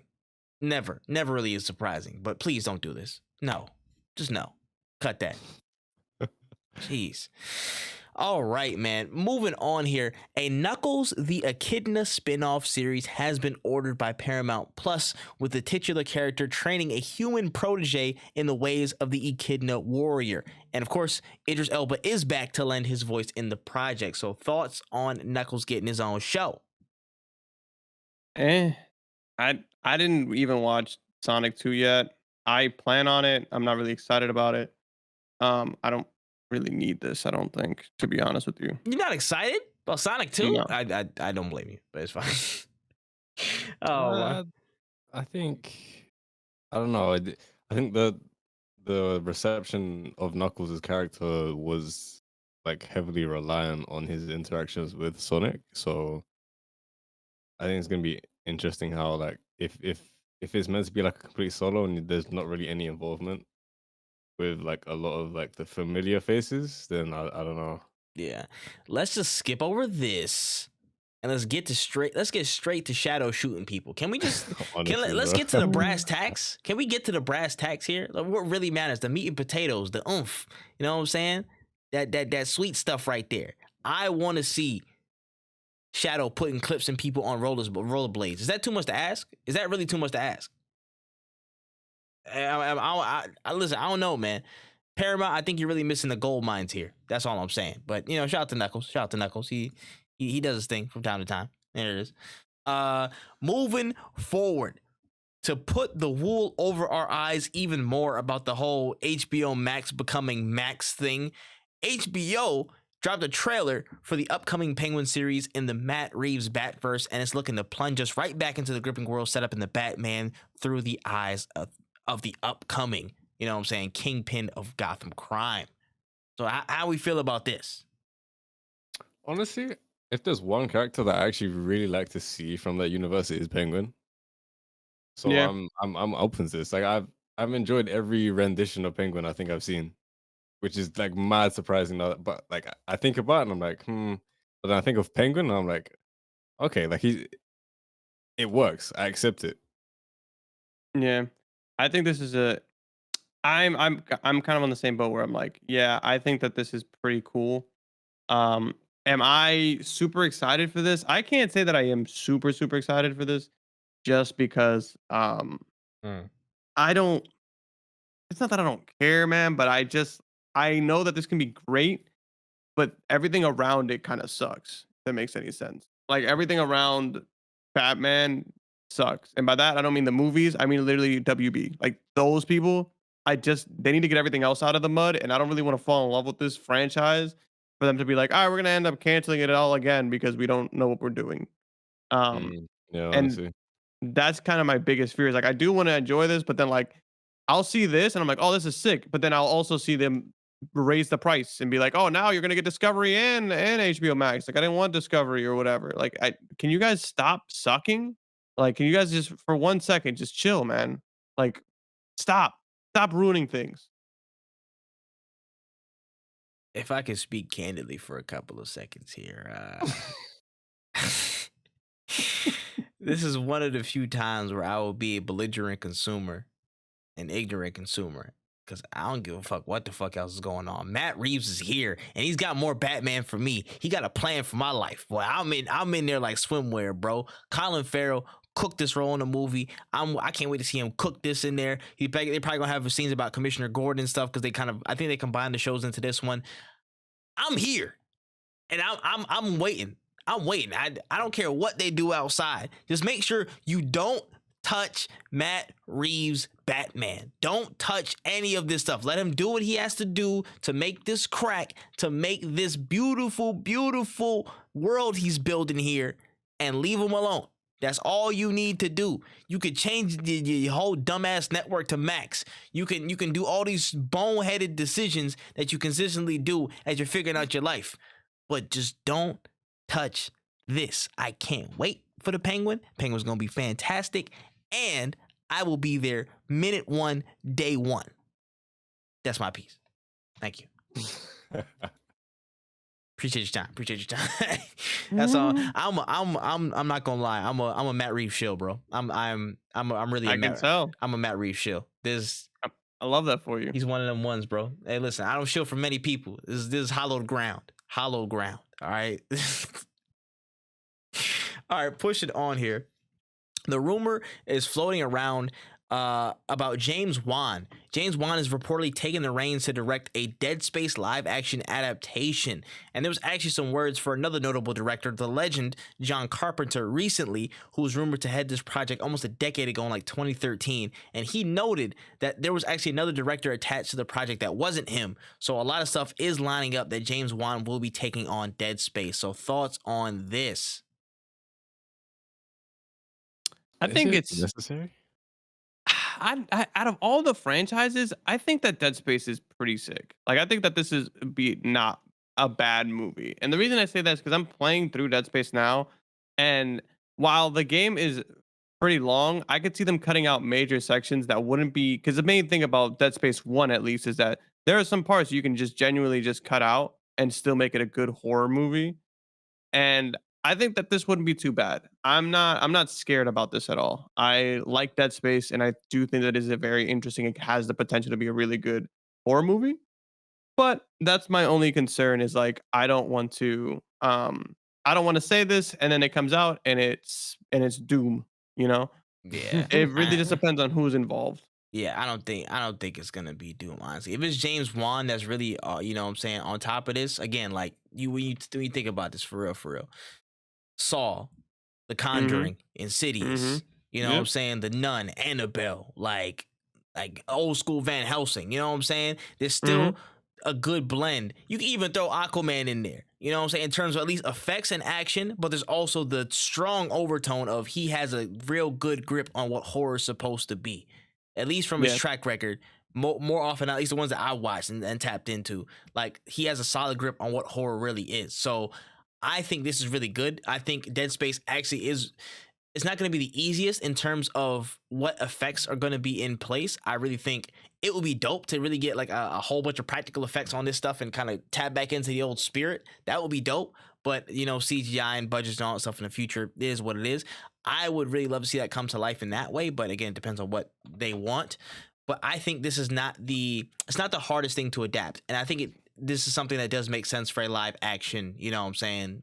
A live action adaptation. I think the plot is already kind of set in and of itself. Like, bro, mysterious random white dude who's an engineer, you know what I'm saying, goes to find his girlfriend on a random ass ship that's just infested with aliens. It writes itself. It literally does write itself. You don't have to do much work there. It's just, again, casting doesn't even matter as much, to be real. The man's gonna be wearing a helmet half the time. So Exactly. you know what I'm saying? Like, there's like a couple considerations here and there to reestablish and reset. But I think this could actually be a solid adaptation. Like, things like Mortal Kombat are hard to do because there's so many characters and the plot isn't really there in and of itself. But this is literally just like a kind of like a color and trace, color within the lines and you know what I'm saying, pull up a stencil and just trace this thing out. There's already stuff there for you to work on. There's a big base for you to work on. So it's not much legwork to be done. And James Wan's on it. So I think this should be solid. Yeah, like when I said my first comments, it wasn't because I didn't think it was gonna be good. It's just I don't want to fuck it up. I don't want I to agree. I don't want it to go sideways, and then it's just kind of like there's a bad reputation there. Yeah, I agree. But again, at this point, the video game adaptation curse is well off, so we can just relax on that. And now it's just, okay, let's just focus on, is it going to be a good movie? That's my thing. Word. On to some of the spicier things here. Wow. Word has become damn near official over reports this week that Disney's Lilo and Stitch is now in live action development, but a lot of people have felt a certain way about the castings that have seemed a little bright as compared to their animated roles and counterparts. They even went so far as to kind of replace and recast Bubbles, the social worker. So it's going to be like a social, I guess, a child care agent or a child agent or something like that that's going to be in place. And yeah, some interesting casting decisions. So how y'all feeling? So I do wanna say this. As of today, they announced who will be Bubbles. So they didn't necessarily recast them because there will be a Bubbles. Yes, yeah, there will be a Bubbles. I have to send it to you. I should have sent it to you, but there will be a Bubbles in the movie. But that doesn't change the fact that there is a new character now who I'm assuming will be taking over a lot of what Bubbles did, and I don't think Bubbles will be as like hands-on as they were in the movie, because it makes no sense to have Bubbles there, but then have somebody else. Like, what is the other person doing? So I think it might be like a duo kind of thing, but it's still stupid. Nah, I see it. Oh, okay, I'm seeing it there. Yeah. Courtney B. Vance. Oh, I've seen this guy before. Yeah, it's not like, oh, like, yay, we do have a Bubbles, but it also sucks that, like, well, who is this lady? Yeah, what role does she play? Yeah. And why did she get announced first? I'm Facts. assuming it's because she's gonna have a bigger role to play than Bubbles. Yeah, this is interesting. I'm not gonna lie. There's multiple things that are just off with this. One, the obvious thing is for Bubbles, why didn't you just recast Ving Rhames? That's literally the person that you. Yeah. That's literally the person. That's And literally he's a great him. actor. It's not like he's a bad actor. Literally him. Like bar for bar. Like that's him. Bubbles is that guy. Like no jokes. Like I don't get it. That's one. Two, the contrast setting was set damn high when they got the casting criteria. Son, they turned that joint all the way up. that temperature on that key lights was 100%. You know what I'm saying? All the way cold. You know what I mean? Like it was really, really bright.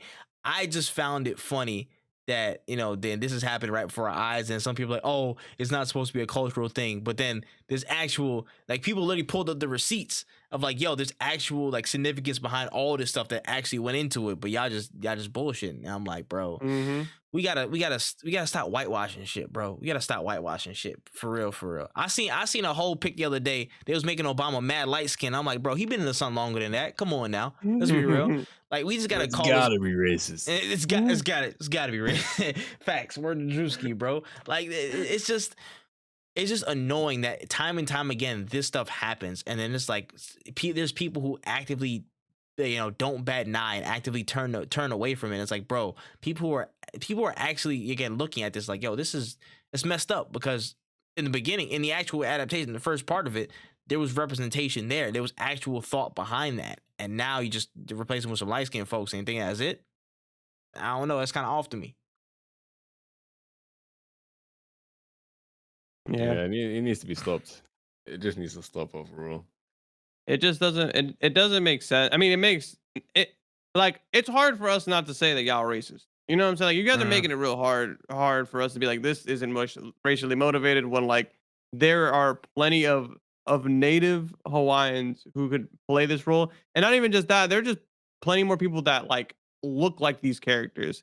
And honestly, I don't know. It's just kind of sad, because I feel like Lilo and Stitch was one of the first movies where I feel a lot of people felt seen inside their animated movies, inside like a Disney movie. And the fact that you guys are whitewashing this one, bro, come on, bro. It's OD. And it's just it's tough. like the excuse that it's hard to find these people is just, it's not Not like, in this day and age. The moment that the casting comes out, you'll see Twitter threads with like a complete cast that fits perfectly. Yeah. And it's just like some random 13-year-old sitting in their bedroom just made this list. So Facts. you're telling me teams of 20 couldn't do this? Okay. Like this, I'm sorry, but it is the job of the casting director to find the best cast possible. It doesn't seem like they did their job. It seems like they found a cast they would like to see. You know what I'm saying? And it's really hard for us to take y'all serious when y'all say like, no, these will be the best people for the role. When like Kxng said, there are people who do this. There are times where I've seen cast drop, and I will be sitting at a bus stop, and before my bus gets there, I'll find 10 actors that can replace the whole cast. Word. You just think, when's it gonna end? When's it gonna end? They're gonna remake, you know, a live action version of Princess and the Frog, and then the main character Tiana is gonna be like Yes Jules. You know what I'm saying? It's gonna be like a random white woman and who just has a deep tan, and that's gonna be that's gonna be our reality. That's gonna be our reality, bro. They're gonna follow in her boyfriend's footsteps. Yo, oh my gosh, dear, listen. I've already, on this podcast, I've already explained my beef with Tom Holland being in every damn movie. We're not gonna make this happen. We're not doing this. We're not doing this, bro. I don't know. He could have. I don't know. Maybe he should have been Bubbles. Maybe that would have been. Oh my gosh, bro! Please, we can't do this. Insanity, bro. He's the new Scarlett Johansson. That's some bullshit. That's what I just realized. That's what I just realized. Oh my gosh, man. Get that shit out of here, bro. Disney, pack it the fuck up. There's always one from every phase of MCU. Nah, for real. You're not even wrong. Not even wrong. But yeah, man, Disney. Come on, man. Thumbs down. Do better. Simple as. Moving on here. Yeah. So you know how I mentioned HBO earlier? So they're just Max now. Their name is now Max, and they're merging with Discovery Plus, and they're giving everybody a slight price hike in all their pricing ranges and stuff like that. So we got the Penguin, got some other stuff in the news this week, but they're just Max now. The only thing that was funny about this was like I was looking at it, I was like, oh, that's the Max. Like you know that that Vine where the kids like turn it up. Oh like, yeah, that's Max. Yeah, that's Max. You know what's funny about this? So I didn't really hear any opinions on this, but just because I'm in like a arts and creative space, everybody was so mad that their logo went from purple to blue. Oh yeah, that did change. That's funny. Like there was like all of these color psychology talks like on my timeline, just talking about like how things have changed and how everyone hates the color blue now because like Meta's blue and all these other apps, just because of like what the color blue actually means. And I thought it was so funny. Hey, I'm gonna be real. I only got one thing to say. If your mama called you HBO Max, That's what I'm calling you. That's why. That's what it is, bro. I don't know about this. You know what I'm saying? This Max stuff. You trying to be cool? You trying to be edgy? Your name is HBO Homebox Orenthal Maximum. That's your full government name, and I will call you as such. Get out of here, bro. Get that bullshit out of here. And then price hikes. You think you can just get away with this thing? For no reason, really.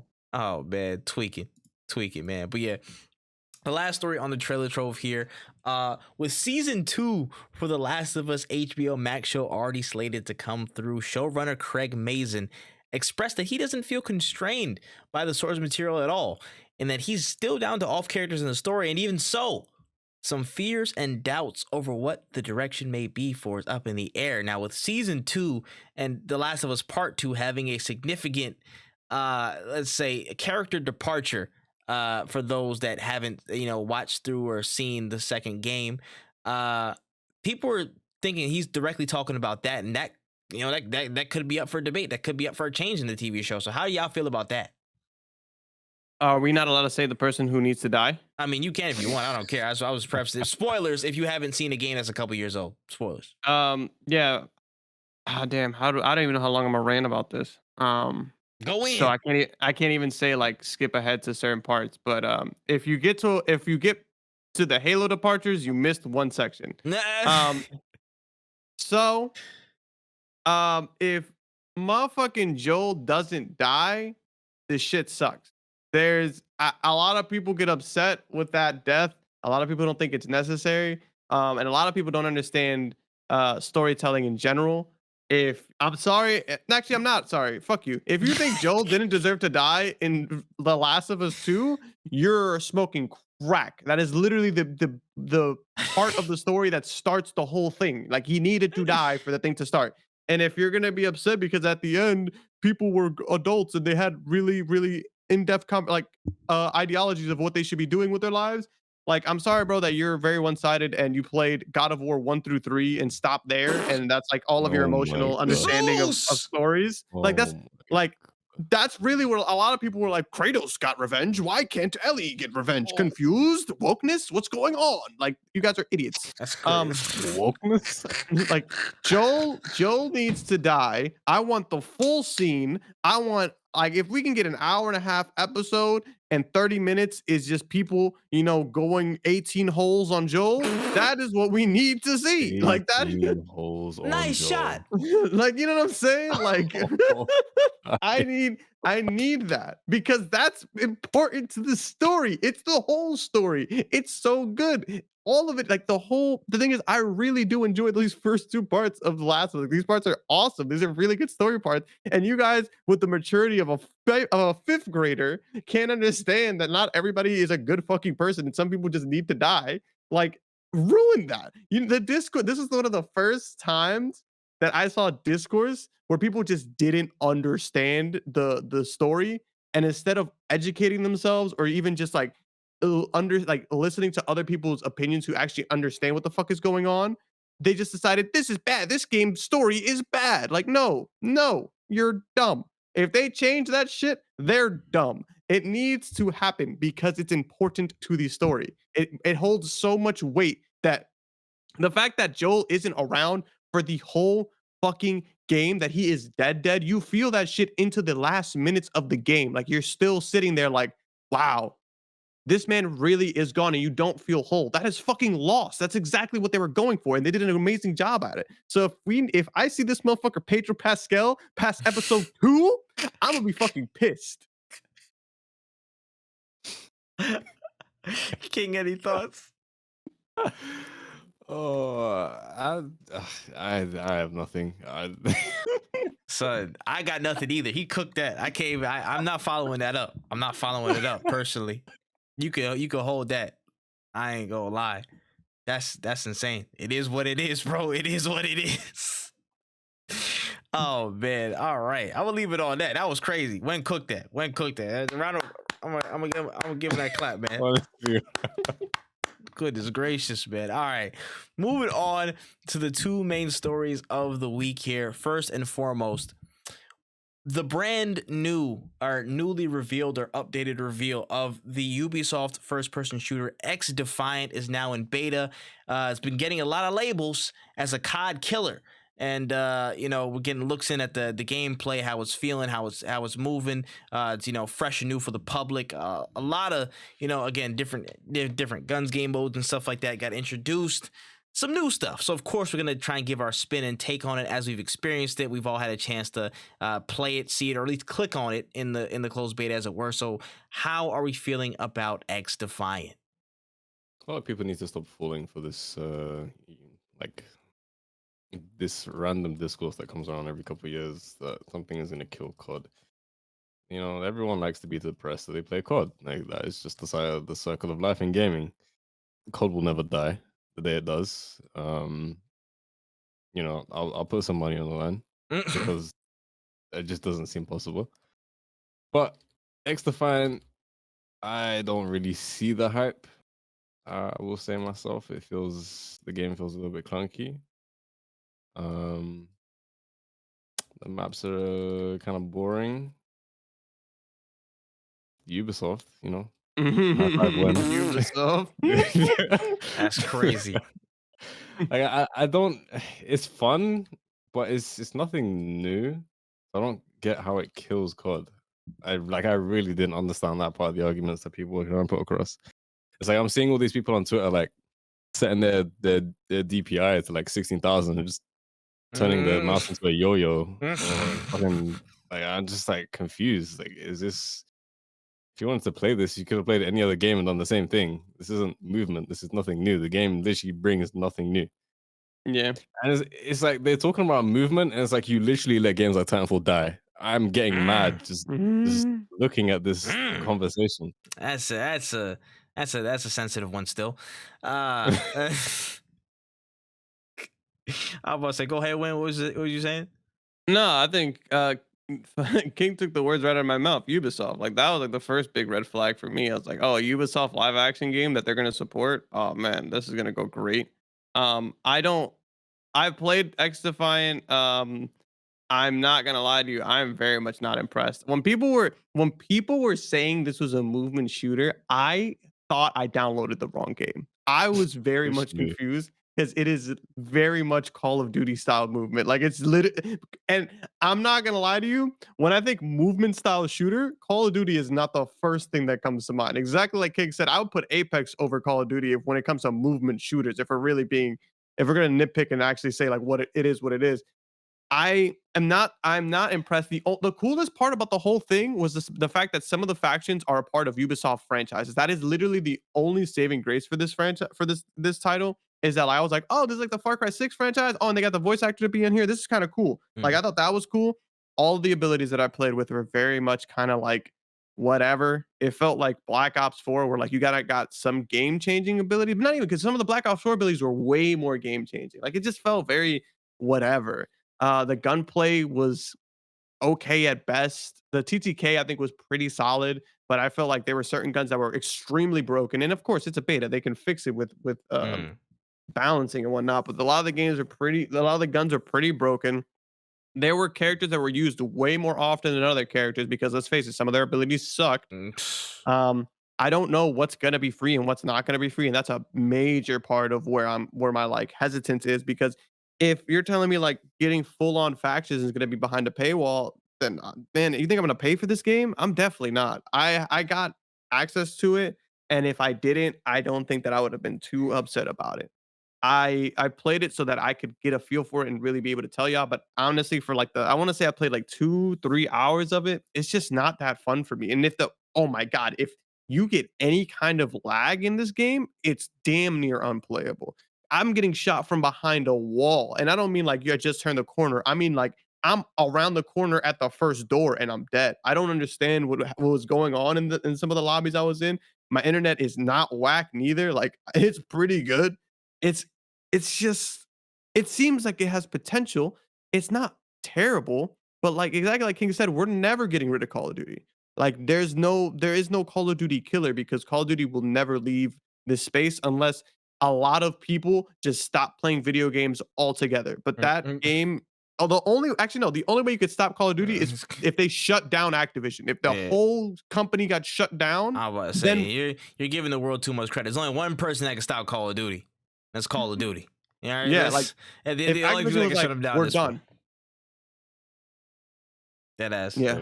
Dead So ass. I just feel like another thing I want to talk about is how this game was originally marketed as Tom Clancy's X-Defiant, and they've It actually was. distanced itself heavily from Tom Clancy in general. Just because I was saying this in a chat earlier today, I was like, you can't really sell Tom Clancy anymore. No. They are the only ones that you can actually blame for Yes. that. Like they ran into the tarnished, ground. like they've burned Tom Clancy into the ground. How many bullshit titles they dropped, like Wildlands and all that stuff like that. You know what I'm saying? Like they fell off a cliff with actual momentum from any Tom Clancy joint.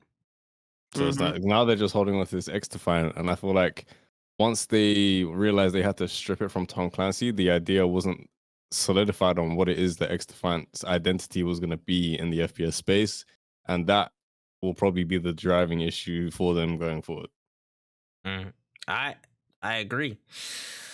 See, again, this is the part where I'll be at least a slightly most positive person out the group.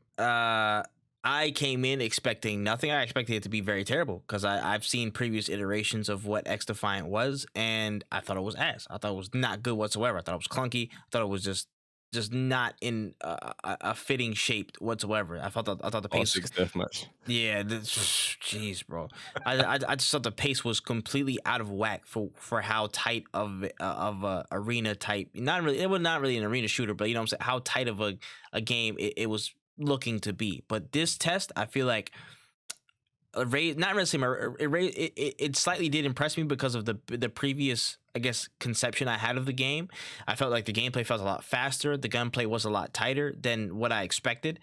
Again, just some of the classes setups, again, seemed pretty straightforward. It felt like Black Ops Cold War. It felt like Cold War to me a little bit, and it's not as smooth. It still felt a little bit clunky. I agree with King on that point. It felt clunky, but just the level of just the UI, some of the attachments, how they were laid out, and some of the gunplay just felt pretty Cold War-ish to me. And that's not necessarily a bad thing, but it's just you got to start somewhere type of thing. And again, with Ubisoft not really having the biggest pedigree in multiplayer shooters like this, you know what I'm saying? Like, I guess in this style, more like the COD lane, I think there's a good basis there, but I'm not the most intrigued by it. Again, by free to play. In actual execution, what is it going to look like? What's going to be, on tap? What's the content? How's it going to come out every week to keep it fresh? That's my main concern. Like, I think gameplay can be, honed and tweaked and, all that stuff. Let the movement guys do what they do. You know what I'm saying? Let them complain about that game because they'll probably get over it. They'll get over the movement in that game and get annoyed and go right back to COD or something like that in like a matter of weeks. It is what it is. But for the core of the game, how do you keep it fun? How do you keep it engaging for the people that are going to stick around? And that comes in the maps, that comes in the guns, that comes in, again, the factions and the sets and things that you bring in. If you can provide that level of consistency, then you might have something about you. Again, I think, and no matter what you think about how the game, if it plays, if it's consistent, I think it'll have a good lifespan. It'll actually amount to something that it'll amount something more than what people are expecting it to be, in my opinion. If you look at Warframe as base, it is a solid game, but the consistency of updates that they've had over the years have made it a cult classic in a sense, where it's like people will always play that game because there's always something to do. There's always something to grab. There's always something to get to, even if you've done everything. There's something new there that's constantly being generated. Again, there's two different genres, but still the concept still remains. Consistency in content is paramount to success, especially for free-to-play games where we're going to already unlock everything off rip like in 3 days. You need to have that about you. But speaking for the rest of the game, though, like, I mean, again, my impressions, I played a few hours of it. I actually liked it. I actually did like it. I think there's a good potential in it, but now it's making those little tweaks, bringing it out, and making it consistent. Because if you're going to be a free-to-play game, you're going to be up against it with the best. Apexes, the Valorants, all that stuff. What are you going to do to stand out? And that goes back to that identity thing that King was talking about. What are you going to do to really make it stand out? Of course, you got the factions, you got the, the Assassin's Creed, no, not the Assassin's Creed, but just the general Ubisoft, IP, factions and stuff. how are you gonna keep doing that to differentiate? Because people will play your stuff till they're purple, and then once they're done with it, they're done with it. So how are you gonna do it to keep expanding that and keep differentiating XDefiant in that space? So I think that's gonna be the toughest thing for them to really get over. But Bro, this gonna be crazy. You got Counter Strike 2. You've got Counter-Strike 2 coming Valorant's back. Premiere mode Damn. dropping this month. Damn, I forgot. Like it's a lot. It's an uphill battle, bro. And people want to call the Kai kill out the gate.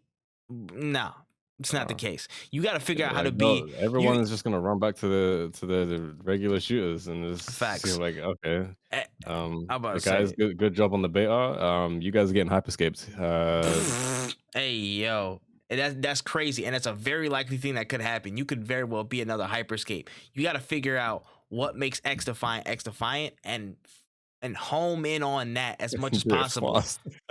Do it fast, because you could one wrong update, you could be hyperscape, you could be gone just like that. That's how strenuous these margins are. That's how tight these margins are for free to play games, especially shooter games in this space today. Because people could just hop on the thing that's too big to fail at this point. They could hop on an Apex, they could hop on a Call of Duty, they could hop on a Warzone, hop on whatever game, and they're just fine. Do you have the biggest, I guess, burden of proof in gaming if you're a shooter that's especially free to play? I think we have one of the biggest burdens of proof in general out of any genre. So, you got to make something of it. So, in my opinion, not bad, but a lot of stuff to build on, tighten up before you can be seen as a viable option that people will stick around for in the gaming space. I also find it so funny that we never mentioned Overwatch. Huh? Because Overwatch is like not even, if motherfuckers looked at Overwatch and said, "Oh yeah, XDefiant is gonna cook this," they not. Some wires have been crossed in your brain if that's the case. I don't know how you get to that. Overwatch is its own. Overwatch in its own separate gulag that's slightly elevated, but it's still a gulag. You know what I'm saying? Like we just leave them to their own devices. Me personally, that's what I do. Overwatch is a perfect example of a game killing itself. The only people that were able to take Overwatch down was Overwatch, and they did. And now they're back.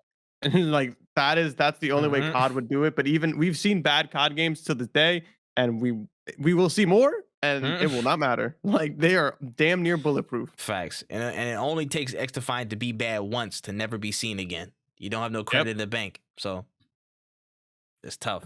It's tough. But yeah, I wish you the best of luck still. We'll figure it out. Moving on to the final story of the episode here. Microsoft and 343. They've been at the end of a lot of talent departures over the past few weeks, with Halo franchise director Frank O'Connor, Bonnie Ross, Joseph Staten, who we mentioned earlier in this episode, and Kiki Wolfkill. They all left the company, and this kind of created this huge vacuum of leadership at 343. So it seems like a serious just shift in the tide, turn of the corner, shift of the paradigm, whatever you want to call it. It's been a huge change at 343. So I just thoughts on this and where Halo stands now. I think it could be a good thing for them. Just like bring in experience but fresh faces. Yeah, I think something that I could see that. Like I personally don't really know where Halo can kind of go. I liked Infinite, but I know obviously it didn't last long. I think that Halo, it might be time for kind of a bigger overhaul, it might need new people to shepherd that time in.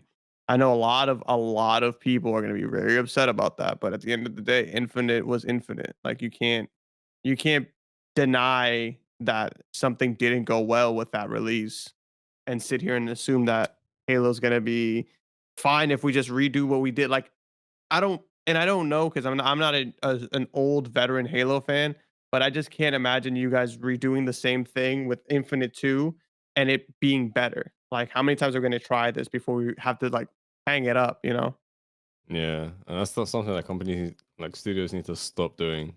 It's like they really need to sort of assess when they drop games and see if it's worth actually like doing another rerun or just going on to a fresh idea. I think we had this conversation maybe a couple of months ago. Oh, excuse me. Oh, excuse me. Dang. Allergy season. Kill me. All right, we're good. I think we had this conversation a few months ago when Dot was on the podcast, and was like, "Yo, should Halo really like be let go?" And Dot was like, "Yo, just let it go at this point." And I'm like, I'm of the belief that you can't let Halo go for your Xbox. You can't do it.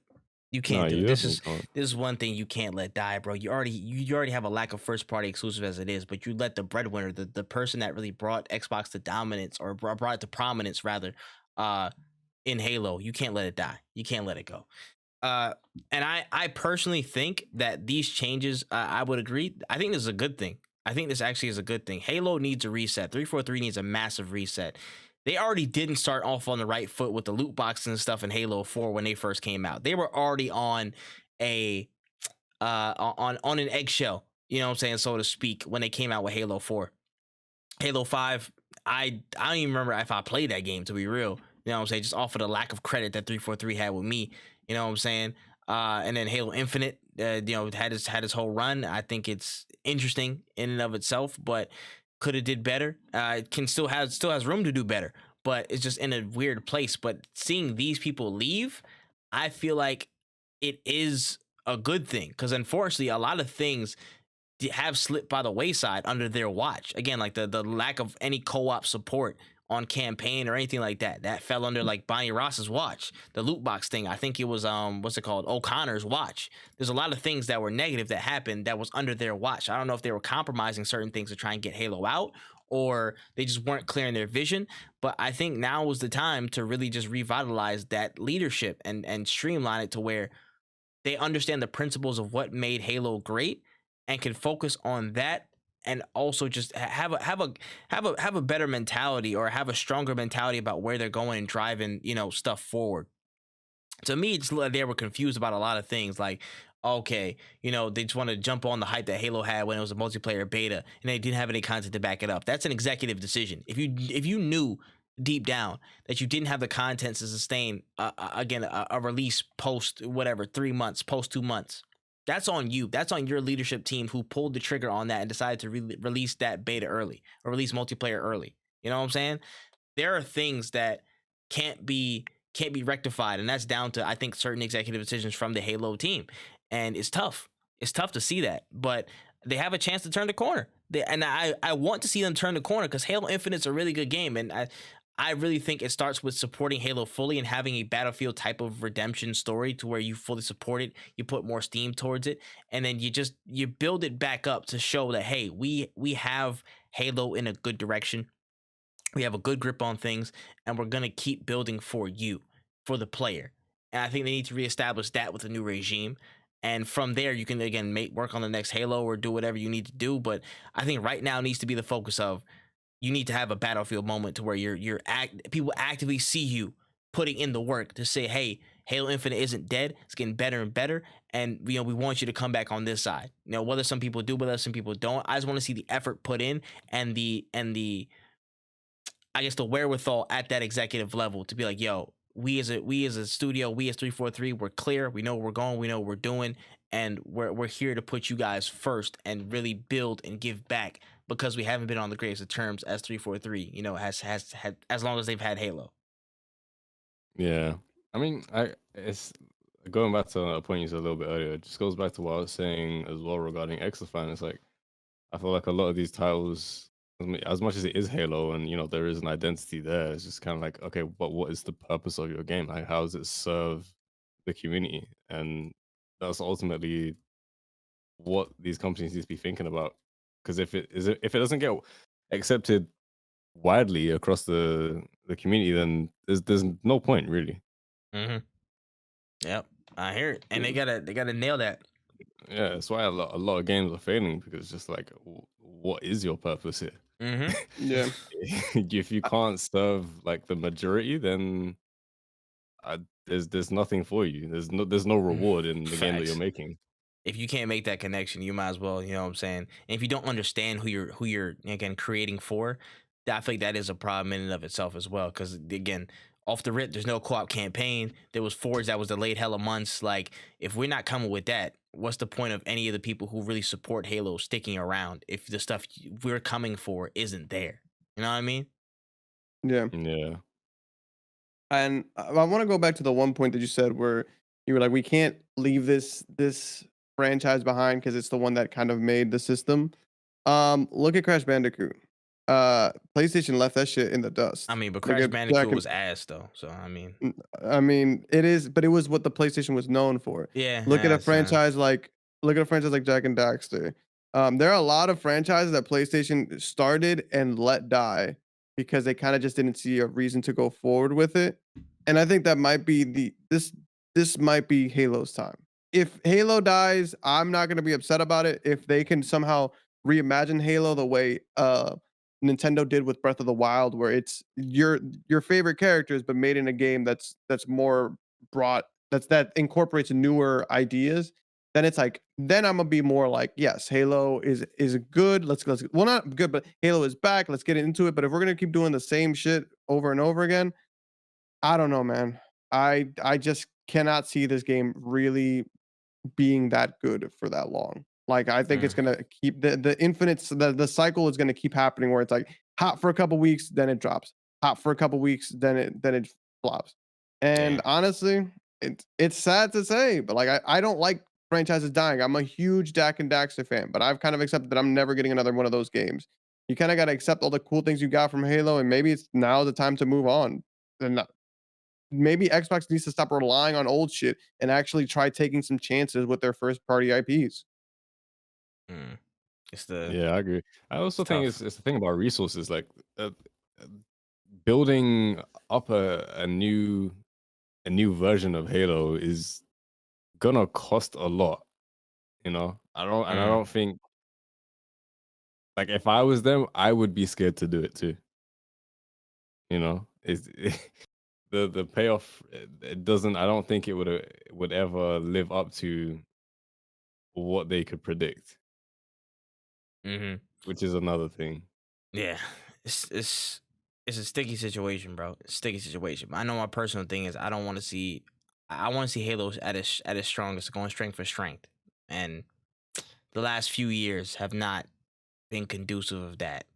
Uh, I just hope they can find their footing and they can find momentum because I feel like again they finally got Forge in, they finally got more stuff in as it comes, but they just need to keep building momentum. That's the thing, What about consistency like a in the content that they drop and adding more momentum. what about like a Halo MMO? That I about to say MMO. No, Uh, I'm not playing that shit. that I feel like that might What be about OD. uh Halo that played like XCOM? That has I about to say it's a mobile. That's Halo That's Halo Wars. Wars. Yeah, Halo Oh, Wars, really? and those are really good. Maybe they need Uh, to make a new Halo Wars. yeah, Halo Wars have always been solid. I was about to say, and they've offered some really good like just other lore in terms of the Halo universe and stuff, which is dope. Mm. I'm just trying to think about, like, not necessarily new ways, just different ways that You they got to could do something else, present. man. Like again, like Yeah. think like maybe they need to again reintroduce another like gripping narrative on the side of it just to help usher in some type of new gameplay. Like think of how Reach was. Reach, I think people were like fearful of at the time, but when it dropped, they're like, "Oh shoot, this is actually crazy." You offer like again a different look at a different time period or whatever you want to call it, and then you added a whole bunch of gameplay elements. It felt like a whole like a whole status quo shift. It wasn't the natural Halo that we knew. So I don't know. There's a lot of ways they can go about it, but they're in a tough spot. I just hope they can recover and really channel that energy that a game like Battlefield 2042 had, a game like No Man's Sky had. I hope they can channel that and start climbing their way back up that food chain to where they're seen as a game to play and a place to be at. Yeah, I mean, I, I just want some more Fable. I'm gonna be honest. Damn, this man said Fable on a Halo video. This guy is insane. This guy is insane. I mean, you're not wrong, but that's insane. Time and a place. That, Jeez. that is a franchise that Xbox had that they let die. I don't know. It's now something foreign to them. Oh man, listen. I'm just saying I would like to see it stay. I would like to see it stay. It's my personal thing. But aside from that, all the notes I got on the podcast today. Anything that we might have missed? Any stories that might have slipped past our radars? Um, so there's a new game called Unrecorded. Oh, It says, I just saw that on the timeline today as well. yeah. Um, It looks cool. It's a single player FPS that tells the story of a tactical police officer from the perspective of his body camera. Um, and where you like make choices as the story plays through. It looks really cool. It's different. I'm gonna look forward to like. I actually do want to play it myself. Mm-hmm. I think that'd be really really cool. Yeah, no, that actually looks, and I ain't going front of you. The graphics of it looks mad crazy. It looks scary realistic. At first, I thought it was like actual like body cam footage. I'm gonna be dead ass. I was like, Yeah. yo, it was close. It was like very eerily similar to real life, and I'm like, damn, bro, they cooking right now. So that could be an interesting one. I'm 100% with you there. Yeah, it does look really cool. It's different. And that's what I like about it. It's different. Yeah, no, 100%. What's it called? When anything that we might have missed on your end, huh? I'm trying to think, and I don't think that there is anything. It's not the 20th, so no Street Fighter out of me. Yeah, I'm about to say, that's all I got on my head. But yeah, I gotta go. Oh, I gotta go watch all the Mandalorian stuff. I am so behind on Mandalorian. I know a season finale came out like yesterday or 2 days ago. I can't remember, but we'll figure it out. It's in the business. I'll get to that eventually. But listen, closing this damn show. Let's get up out of here. I am slightly hungry, but this was a really good episode. I really did enjoy the talks here, all the rants and all that good stuff. But sign us out, King. Let's start with you, bro. I've been playing Minecraft this whole episode. Are you serious? It's enabled me to think really, really, really well. That was the unlocker? That was the one that unlocked you? Bro, I didn't mine a single diamond. I stayed on the overground. I didn't go into any caves. I just swam. I was in my boat. I was punching trees. Happy in my element. This motherfucker think it's a life of pie. A complex fidget spinner. I respect it. Play Minecraft, ladies and gentlemen. That's his closing note for today. That's his closing note. I'm about to say, when you're closing those, my man. Honestly, play what you want and just try to find joy in what you have. If you keep complaining about things that are out of your reach and there's nothing you can do about it, you're just gonna be miserable. Yeah, my closing note is don't talk about high roller business when you sitting at the kiddie table on free to play joints, bro. Mind your wallet and mind your business. That's all I'm saying. But be sure to rate this podcast 5 stars, by the way. That's purely free. That's 100% free. You can do that all day, every day, sometimes twice. You know what I'm saying? Make sure you're going on audio platforms. Rate us 5 stars, Apple Podcast, Spotify for podcasts. Just type in No Cooldown, will be right there as well. Also, if you do a Google search, I think we're like 4th in that rating search. If you just type in No Cooldown, you know what I'm saying? Type that in. We should be like 4th on Google. So tap in with that. You know what I'm saying? We'll be right there as well. YouTube.com/@NoCooldown. Make sure to check these two fine gentlemen's content at Kxng VIII on all platforms. You know what I'm saying? Especially a lot of weekly posts on IG. So make sure you check them out there and show them some love. You know what I'm saying? Make sure you check out WOTAKU Wotaku channel. That's WOTAKU channel on YouTube for some dope stuff. You know what I'm saying? Went easy on all of the platforms. Got some dope stuff, you know what I'm saying, in the chamber. You coming back through with some more content and stuff. So you make sure you tap in. Make sure you check that stuff. That man tripping on social platforms for me. I actually got some stuff cooking up this week in terms of content, so you do not want to miss it. Got a couple more, you know what I'm saying, video essay topics I want to get back in the groove of things. So make sure you check all that good stuff. With that being said, we love you. We appreciate you. Drink your water. Tell your people you love them. Make sure you keep gaming, man. Keep gaming, you know what I'm saying? Do y'all thing. The summer's fast approaching. A lot of these heavy hitting games fast approaching. Save your wallets, because you're gonna need them. This has been episode 64 of No Cooldown Podcast, and we are. Wait for it. Out of there.